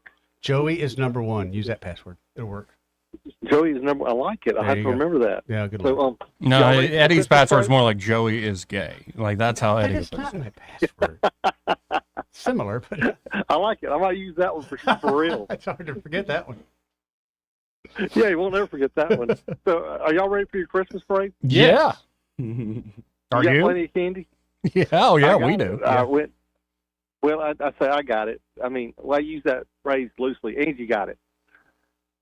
Now, did you go with went out and a loaded hard up on the candy? and Did you go with a hard candy, Ray, or are you with some I have no- chocolates? I'm hoping it's hard candy because there's certain people I'm looking for. Yeah. But I'm a what I driver. figured. And technically, I'm not allowed to throw any candy because I'm a driver. Oh, I didn't know that. So, yeah. So technically, I'm saying you can't. I got you. Well, technically, I'll be so, letting but, you know I mean- that gumballs fit in a paintball hopper pretty well. Okay, good job. I like it. I like it a lot. And frozen So, paintballs but hey, really you are hurt. open tomorrow at 9. Yeah, 9 to 1. I think Chad's working tomorrow. Okay. He would love to see you guys if you're out and about. Stop by and see him. Look at some new floors. We'll come out and give you a free measurement next week. And next thing you know, you got a new floor down. Just that simple. And you can, of course, always call 285-8117 to have that free in-home measurement. And when you call 285-8117, be sure to tell them you heard Ray Bowles on the radio with Joey and Eddie. Hey, and I just got a brilliant idea, guys. Yeah? Everybody that's listening, I'm going to be pulling the library float for Prattville, Watauga County Library. Okay. When you see it, if you are listening to me, and if you see the float, can you holler out, "We love Angie Bowles"? That's a really good idea. We love Angie Bowles. Yes. She's going to be in the passenger seat, and she's not going to understand what's going on if that's being yelled out all the way through the parade. Very cool. Good idea, Ray. So just please, guys, whoever's listening, if you're there tonight, yell it out. Do it for me. Thank you, guys. Thank you, Ray. Have fun tonight. And, you know, I'm always hesitant to actually get hitched and, like, you know, actually get married one of these things. 'Cause all the reasons that somebody might cite.